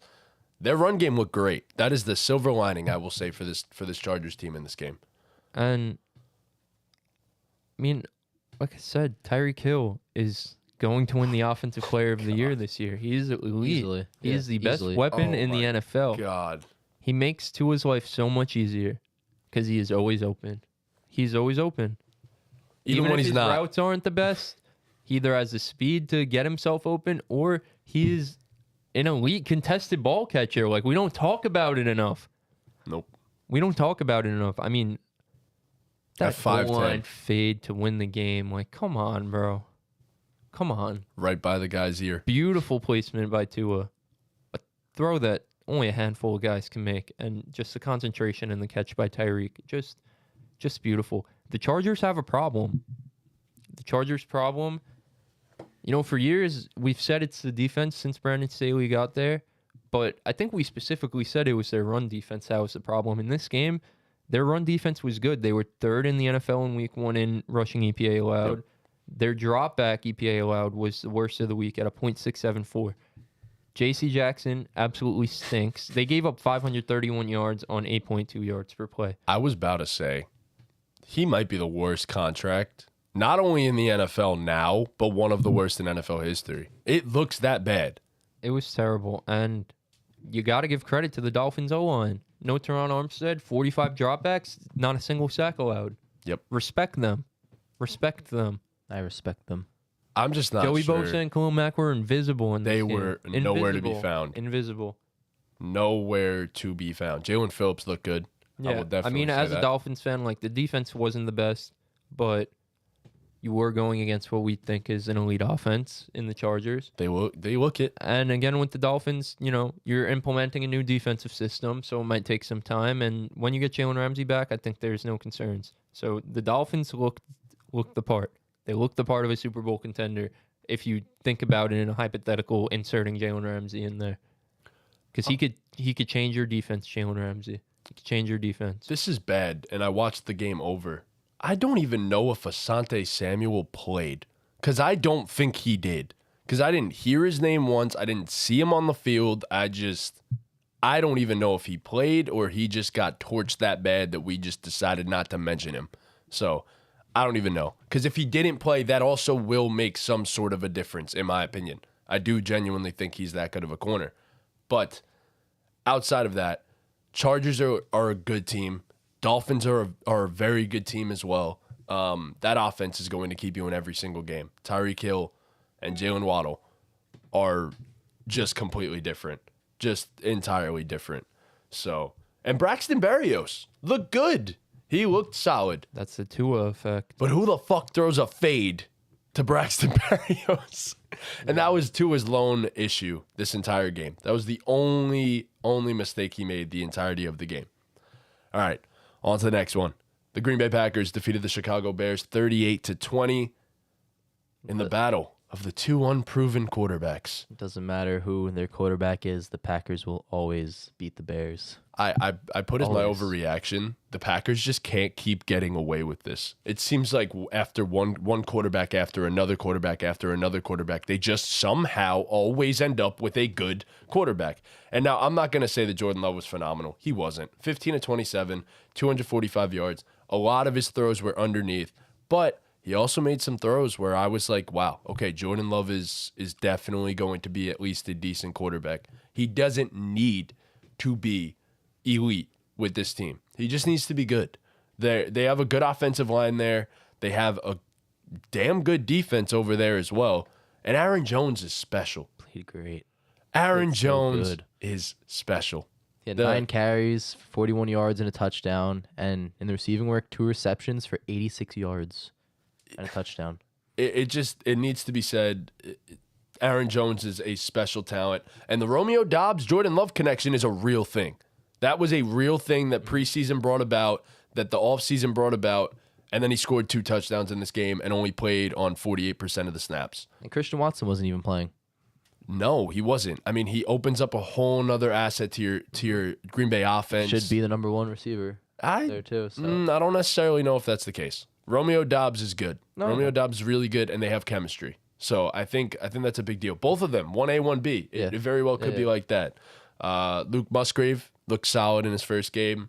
They have weapons. They have weapons there. That's my notes for the Packers. My first note is that Jordan Love, in my opinion, had complete command of the offense. I thought he looked very poised, very cool, calm, and collected.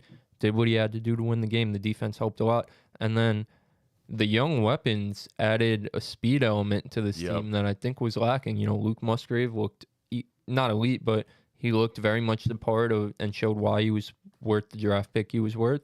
And then Jaden Reed just adds another element of speed to this team. And then you're going to get a guy like Christian Watson back who's big as fuck and runs really fast. Yes. So I think the Packers fans have a lot to be excited about. On the Bears side of things, I mean, the team isn't that good. We knew that. The defense, you know, you expected them to take a jump, but not that much of a jump anyway. They looked pretty terrible. The O-line still needs some work. I thought Justin Fields was fine. I thought he had to evade pressure all game, so it's obviously not going to be the best game for him, but I think he looked okay. A lot of underneath stuff. A lot of screens, I will say, too. Just way too many screens, in my opinion. And look, you didn't ask for DJ Moore for no fucking reason. 2 targets is unacceptable in his first game in a Bears uniform. Unacceptable. They need to somehow manage to get DJ Moore the ball way more than they did in this game. Whether it's just on a screen and he's the one that gets the ball, I don't know. DJ Moore needs to be more involved in this offense. Big time criticism for me from this game. And as you said, I don't think Justin Fields looked the worst because he was under pressure all game, but he definitely didn't handle it all that well either. So, I don't know. I feel kind of indifferent to this game. Roschon Johnson looked very good. I will say that. Although a lot of his production was in garbage time, Roschon Johnson showed flashes. Khalil Herbert seems to be leading this backfield for the most part, unless Roschon Johnson's just going to get more touches. So, yeah, that's about all I really even can mention about this game. But, bro, if Jordan Love is for real, this is going to be a real interesting Green Bay Packers team. So, all right, next up. The Las Vegas Raiders defeated the Denver Broncos 17-16. And look, the more things change, got a bladder problem. the more they stay the same. I'm going to start off with Russell Wilson. You know, you got Sean Payton in the offseason, right? You did all that. Only for Russ to look no fucking different. Look. And have one pass Look. of more than 20 yards downfield. One bright singular fucking pass. I don't care that he was 27 for 34. No. On the bright side, it's looking good for the over than for the bathrooms. He scored two touchdowns. Yeah, 2 touchdowns. So. He didn't look as bad as he did last season. No. By no means, by no stretch of the imagination. But no depth of target I was on surprised. any of his passes. I mean, he got 5 targets, but I was surprised Courtland Sutton wasn't more involved. I agree. Scored a touchdown, but I agree. Might I You gotta add, think once Jerry Judy's back, though, Jimmy it G. will get better. Speaking of the other quarterback, Jimmy G looked really good. Played really good. Jimmy 20 for G. 26, 200 yards, 2 touchdowns, threw a pick. But But Jimmy G looked good. Yeah. And I will say Josh Jacobs was getting stuffed at the line. The Denver defense is good. yeah, But on the other side of rushing the football, Javonte Williams looked solid. Javonte looked solid. Samaje Perine looked solid. It looks like they have a running game there in Denver, unless the Raiders are just bad. But you got to air the ball out a little more. There was no downfield threat in this game. I don't know what you got Marvin Mims for. I don't, because he was not involved whatsoever. And I just don't understand that. I don't know. I don't know where the Broncos are at, but the Raiders, it was intriguing to see Jacoby Myers score the 2 touchdowns. Prayers up to Jacoby Myers. I hope he gets better from that concussion. That did not look good. no. And Devontae Adams, you know, he's Devontae. He only got 6 for 66, but you know what? He's still Devontae Adams. He's as good as we expect him to be. Jacoby Myers, though, legit too, if he's healthy. So I don't know. I don't have thoughts on either of these defenses, to be honest. Broncos are good. I don't know if it's just the Broncos' offense is bad or the Raiders' defense is good. And I don't think it's the Raiders' defense being good. So, Yeah, I thought the Broncos just in the first half they looked fine. In the second half they just struggled to move the damn ball, and they, like you said, they weren't pushing anything downfield. not at all. Thought the receivers were very lackluster, True. and I think getting Jerry Jeudy back at some point will help this offense immensely. And on the Raiders side of things, I thought Jacoby Myers was really, really good. Yeah. You know, he's gonna see single coverage because they have a guy like Devontae Adams. I mean, Bingo. he got 10 targets, 9 receptions, 2 touchdowns, and like he was winning against man coverage, and that's all you could really ask from him. So I think he's gonna help this offense a lot. But that's really all my takeaways. Not much to take away from this game. I wasn't really locked in on watching this game. They were pretty much the only 2 receivers that got targeted in this game, might I say. They had 19 of the 26 targets in the game, which is kind of crazy. But on to the next one. Philadelphia Eagles defeated the New England Patriots 25-20. And I'm going to be honest, the Eagles got lucky in this one. It looked ugly at first. They were up, 16-0? It looked like it was going to be a blowout Yeah. until it wasn't. And I'm pleasantly surprised, might I add, by Mac Jones and this Patriots offense, because if it wasn't for that one bullshit tipped pick 6, then the Patriots offense actually would have looked pretty damn solid. And Mac was 35 for 54 with 316. He doesn't have great weapons, but I think if you got Mac Jones, one legit wide receiver, you'd be in phenomenal shape, and this would actually be a pretty damn decent offense. I mean, Kendrick Bourne, he had a good game. I thought he had a solid game. But I'm not. He was Yeah. very good. I'm not taking anything away from Kendrick Bourne. But if you have Kendrick Bourne as like your 3rd receiver, then I think you're in great shape. But he might have to be your 1. Yeah. So, because Juju didn't look all that impressive to me. Plus, his knee's about to explode. We don't. Whatever that is. Whatever that is. I don't know. Hunter Henry looked great. I thought Hunter Henry was a phenomenal player in this game. He made one-handed grab that I was like, wow, that was actually really fucking impressive. I think they're going to get the tight ends involved. Mike Gesicki had 3 targets, 36 yards. I think the Patriots are better than we thought they were going into the season, and I think the offense is going to be better than we thought it was going to be going into the season as well. So Surprised by Ramondre in his game. inefficient. Well, he was sick. He was During sick the coming week, into the weekend. So Okay. I think he'll be better as the season goes on. They'll get him more involved. Thought the Patriots were cool. The offense definitely looked better than expected. I think the defense was what we expected it to be, one of the better units in the league. Pass rush was getting after it. And Matthew Judon and what's his name, Uche, looked pretty solid. On the Eagles side of things, I mean, Jalen Hurts is another one of those guys who didn't play in the preseason, and I think that matters, but not much to take away from the Eagles. They'll be fine. Kenny Gainwell owns the backfield. Yes. That is a takeaway. Kenny Gainwell owns the backfield. Congrats, Trunks. Yes, you were right. Congratulations. Thank you. You earned that one. Thank you. Kenny Gainwell owns the backfield. Breakout player. As baby. I said, Zeke is not as much of a threat to Ramondre as people originally thought. So I expect that Zeke more had of 7 that. targets. He did. But he did. His snap percentage was heavily in favor of Ramondre Stevenson. So, which is what I care about the most. But yeah, outside of that, I think the Patriots impressed here. Oh boy, we have to talk about it, and this is the final game we're going to talk about. Is it? I don't want. This is the last one? This is the last one. Oh man, this was crazy. This was insane. So I saw a stat on Twitter yesterday. I don't know if you guys saw it. Where is this? There it is. I've just All been right, getting so, clowned. no team has ever lost 40-0 or worse, lost a sack battle 7-0 or worse, lost a turnover battle 3-0 or worse, had a blocked field goal returned for a touchdown, and threw a pick 6 in the same season. The Giants did it all in the same game. That's absurd. It's insane. That's insane. Crazy. You know what that means? It's the worst For the rest beatdown of the season, we're going to be fine. We're not going to have any of that stuff happen for the rest of the season.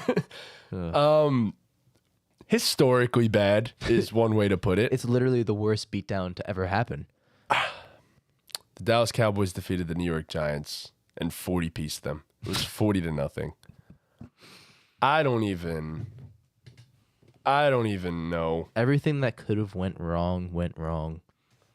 I don't think Everything. the defense for the Giants played bad necessarily. Oh, no, because the Cowboys offense But they didn't also have to do anything. didn't. They didn't have to do Exactly. They anything. didn't have to do a goddamn thing. All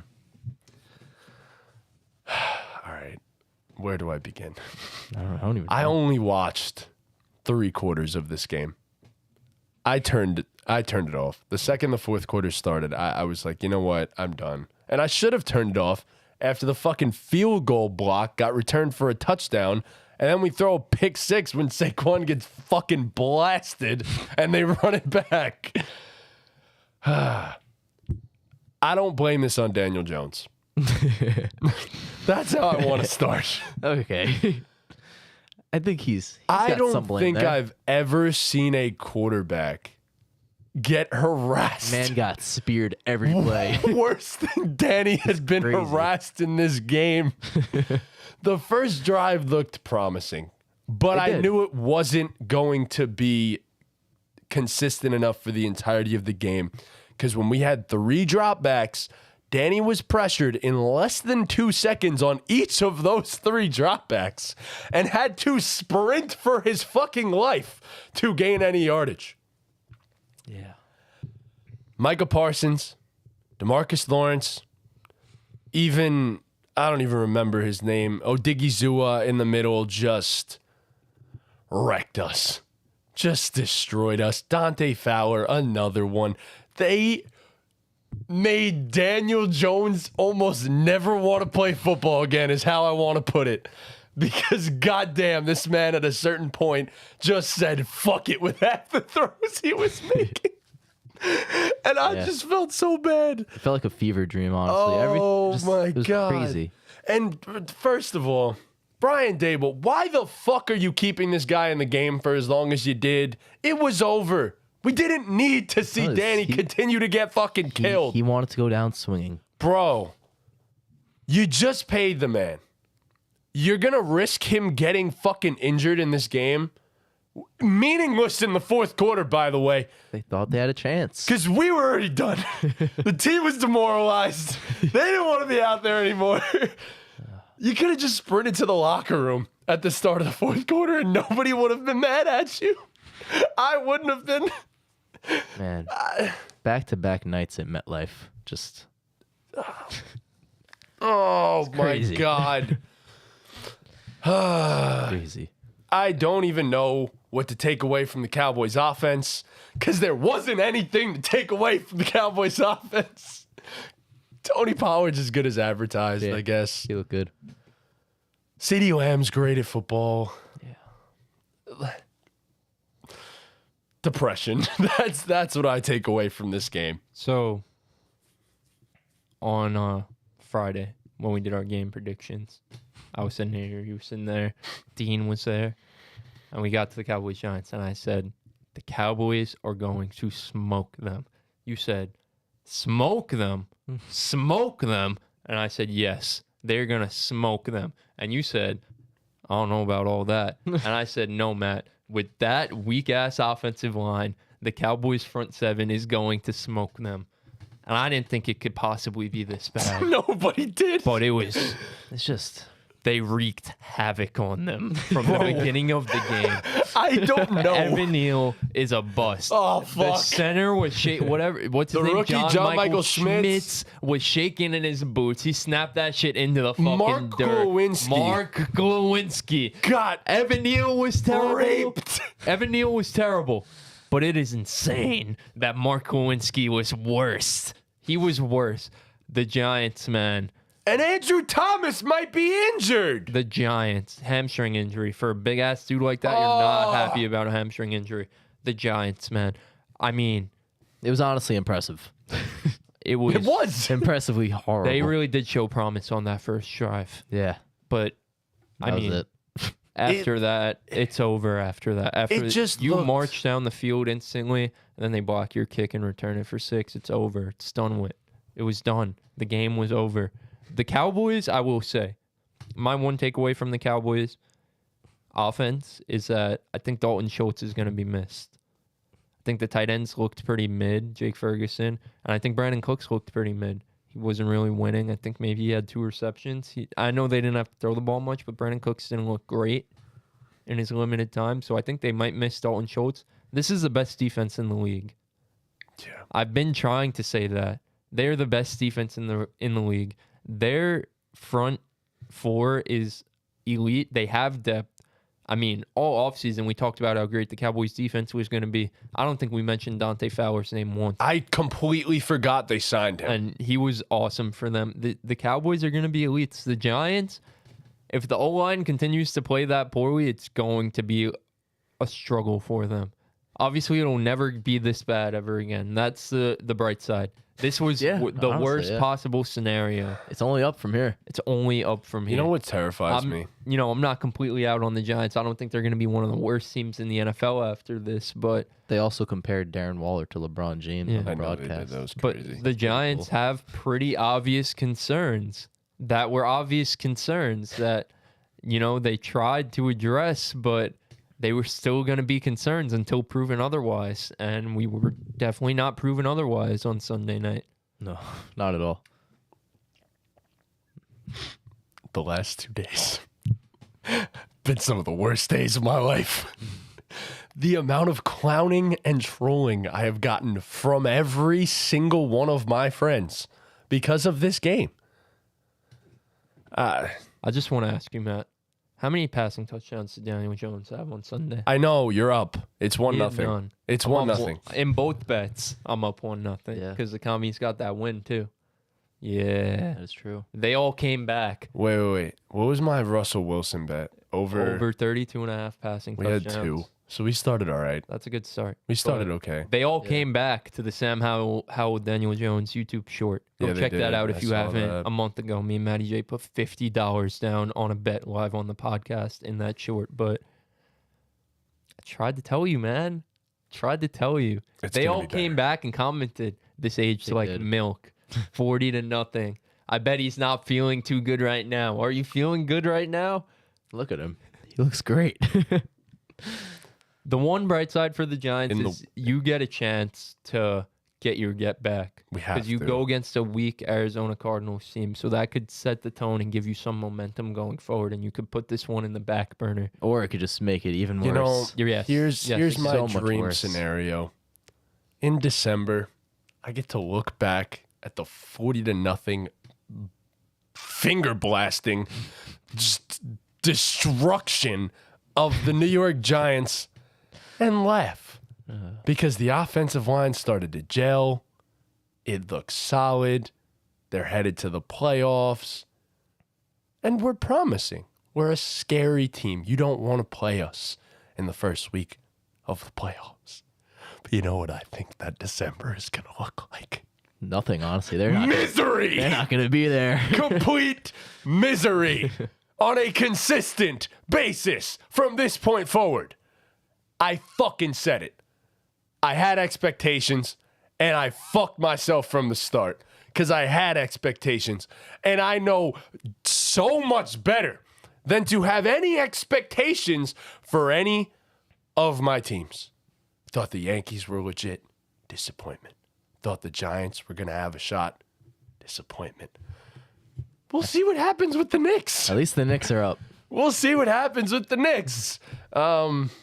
That's week 1 of the NFL. Yay. That was fun. What a fun week. That was fun watching it. That was fun getting to share our thoughts and have some conversation about it. Did you have fun? He had fun. He had fun. The Giants He were looks like he had obviously fun. Look at underwhelming, that but face. Nah, let's be real. He enjoyed watching football like the rest of us. I was He's so happy happy that football was back. Yeah. I was. It was good stuff, you know. Obviously, overall, the biggest takeaway is always going to be after week 1 because we kind of forget about it, I think, in the offseason. Injuries in the NFL freaking blow, man. They're the Yeah. worst. It So stinks. many of It them. stinks. And there's going to be so many more. Like, that's just part of football, Yep. which stinks. But all in all, it was awesome to have football back. Some really good games, some lopsided games. And, you know, I think there were a lot of takeaways to be made Yes. from week 1. It was cool to see some of the offseason predictions come to fruition. Some of them be already completely shut down. So I will was say, week 1. don't put too much stock into week 1. It is it's still a the long first week of the season, man. It's a long season. But If you get hot at the right time, it changes everything. before we jump into the fantasy football stuff, real quick fire prediction: Thursday night football, Philadelphia Eagles, Minnesota Vikings. I'm going with the Eagles, and I think I might take them in the survivor pool. I know they might be a team that you want to Bradbury's save, out, by the way. but I don't even care, man. I think the Eagles played a tight game this week against the Patriots. You know, like I said, Jalen Hurts didn't play in the preseason. You know, they all got their feet under them. They caught the win in, you know, almost shocking fashion because they almost blew it multiple Yep. times. But, you know, Thursday night football, they're at home. I think they come out guns blazing versus weak Minnesota defense. I think the Eagles are a lock. I don't know what their spread is right now, maybe 4.5. I'll tell you right If now. I had to predict, I would say 4.5. -7. -7. I think They're still- 7-point I favorites. think the Eagles are going to win. I agree. I'm not going to take them. I think I know. I just looked it over. I think I know who I'm going to take, but I'm not going to take them. I think I might take the Eagles, to be honest. And might I add, Jalen Carter. You spoke about generational talents with Will Anderson. Jalen Carter is as good as advertised. Yeah. I think that the interior of that defensive line for the Eagles is going to make Kirk Cousins want to retire from pain. Just gonna Jalen be Carter ugly. in week 1 had a 90.5 pass rushing grade according to PFF, Yep. 8 pressures, which was tied for first, and he had a sack. He looked special. He's unreal. Yeah. It makes no sense that they got him at 9. So All right, before we move on to the fantasy stuff, NFL power rankings after week 1. So we can do our top 3 NFL Top 3. teams. Start from 3. You go one at a time. I don't know if you want to. I'll go first. My number 3 after week 1 is the Philadelphia Eagles. I think the Eagles could end the season as the number 1 in my power rankings, but after week 1, I just think there were 2 teams that were marginally better. And, you know, you could argue that the Eagles didn't play like the 3rd best team in the NFL this past week, but you have to give the Eagles that respect and keep them near the top. My number 2 is going to be the San Francisco 49ers. 49ers played a near perfect game. Brock Purdy was exceptional. The defense was exceptional. The weapons were exceptional. It's as simple as that. My number one is going to be the Dallas Cowboys. They were my number one going into the season. I think this team is that good. The defense proved to me what I already knew, that they are the best unit in the league. Their pass rush is the best in the league. And adding a guy like Stephon Gilmore takes this defense to a different level. Stephon Gilmore was elite in his debut. I have the exact same thing as you. The only reason I didn't put the Eagles higher than the other two teams is just because of how the week one game went, really. Yeah, the start of the season, I would say the Eagles were the best team, but based off week one, the other two teams demolished their opponents and the Eagles didn't. So that's why I put them down at 3. So we all talked about the class of the NFL is the AFC, right? That's the conference that most of the best teams in the NFL are going to come out of, but you can make an argument that the 3 best teams in all of football, and it would be a convincing ass argument, are in the NFC. And I had the exact same top 3 as you did, Chris. And it's pretty clear. It's pretty obvious. I wouldn't be mad if you put the 49ers at 1. That was the only thing I was thinking of changing because they really did look like they were on another level. But when you 40-piece a team number 1 and shut them out in the same game, and you said a stat before that is fucking insane, and if you make that happen... the TikTok. All right. Say that shit, man. Say that shit again. That is different. No team has ever lost 40-0 or worse, lost the sack battle 7-0 or worse, lost the turnover battle 3-0 or worse, had a blocked field goal returned for a touchdown, and threw a pick 6 in the same season. The Giants did it all in the same game. Self-explanatory, that's number 1. Yes. Dallas Cowboys are the class of the NFL after week 1. Yeah. Crazy to say. Yeah. Pretty nuts. Yeah. So, also, NFL MVP ladder after week 1. Do our top 3 for the MVP too. So, my number 3 is Micah Parsons.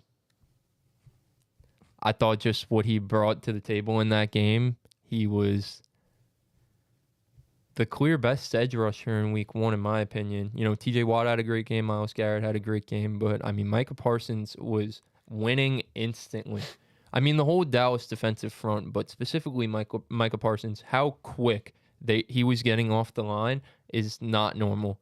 He made the Giants' entire O-line their whole life hell in that game. My number 2 is going to be Tyreek Hill. 202 yards, 2 touchdowns. He was exceptional. He's, in my opinion, the best wide receiver in the NFL. I know Justin Jefferson is great and on pace to be one of the greatest of all time. In my opinion, I just think Tyreek Hill is more dynamic. I would rather build my offense around a Tyreek Hill than Justin Jefferson. And then number 1, it is the man, it is the myth, it is the legend, Tua Tagovailoa, 466 yards, 3 touchdowns, 110 passer rating. Tua leads the MVP race right now, and I couldn't be happier. Yeah, so I agree with you there. I have 2 at 1. I have Tyreek Hill at 2. It's Patrick Mahomes. I'm still going to put him at 3. I think by the end of the year, he's still going to be in that top 3. It's tough with these things because, I kind of just do it based off of what they've shown me. Yes, week? Yes, exactly. Because it's if the season ended today, who would win the MVP? That's true. So yeah, I guess if we're doing it like that, I'll probably put someone like Jalen Hurts 3. It's fair enough. He Yeah. got the win. He got the wasn't win. great, but Yeah. got the win. as much as I want to put Micah in my top 3, I just know how MVP goes, and it just don't happen. No. But I'm not putting Patrick Mahomes at 3. Matthew Stafford, I don't care that he didn't throw a touchdown. If he played like that the entire season and doesn't throw a touchdown, I don't give a fuck. He should be in the MVP race if they win. Because, like we said before, that was a special, and I'm talking special performance for Matthew Stafford without Cooper Kupp and for a team that we expected to come out and lose to the Seattle Seahawks. So that's my number 3 for sure. Number 2, Tyreek Hill. Come on. He's unguardable. There's not a single player in the entire league that has a shot at guarding Tyreek Hill. And then the guy who throws him the damn ball, and that's Tua Tagovailoa. And I didn't mention it before, but I have to say, last season we saw a lot of underthrown balls, right? Like Tyreek would have to be special, come back, get it, and then still go score a touchdown because he was just that far ahead of the defender. Nah, this game, Tua was on the fucking money on every single one of those throws. And I don't know if it's because he's a beefy boy now and he decided to add some weight, but goddamn, the throws that Tua made, I was beyond impressed. So, Tua is my number one. My on the MVP glorious, voting. glorious king. Oh, I love it.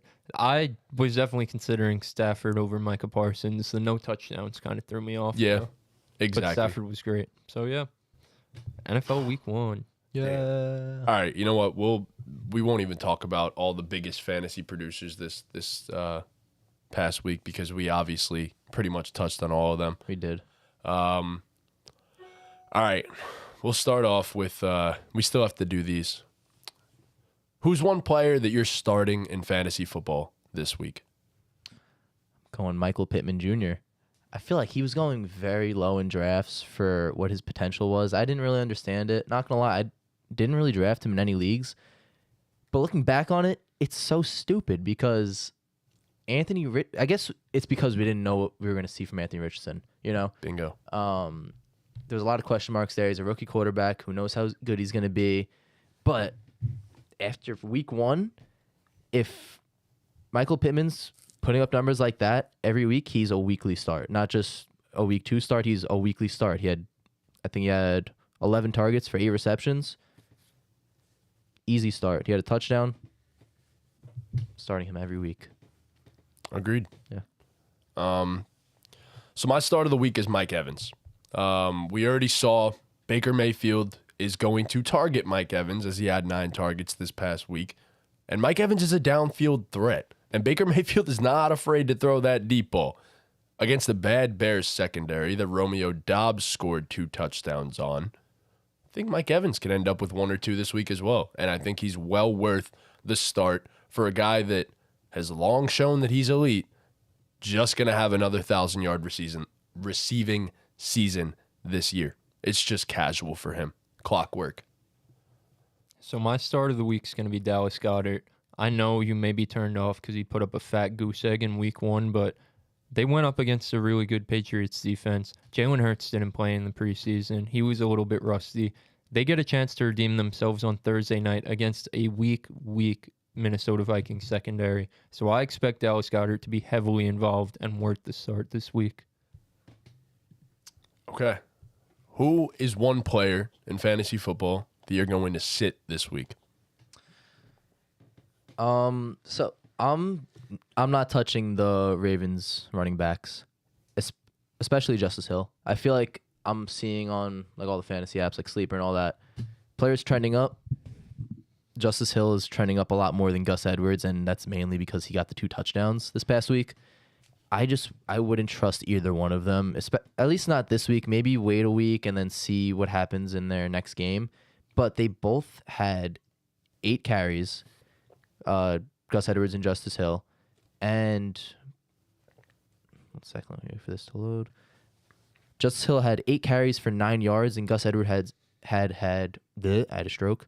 Gus Edwards had 8 carries for 32 yards. And I just don't think either one of them have commanded the backfield yet. Just because Justice Hill had the 2 touchdowns, I don't think that necessarily means he's going to be the goal line back. I just think it was how the game script was, where he was, you know. I wouldn't trust either one of them this week. Give it another week, see what happens. Maybe week 3, try one of them out. My sit of the week is Cam Akers. It's pretty self-explanatory. It looks like Kyron Williams is just going to be taking over that backfield. He was more effective in this game. And then the matchup, they're playing the 49ers.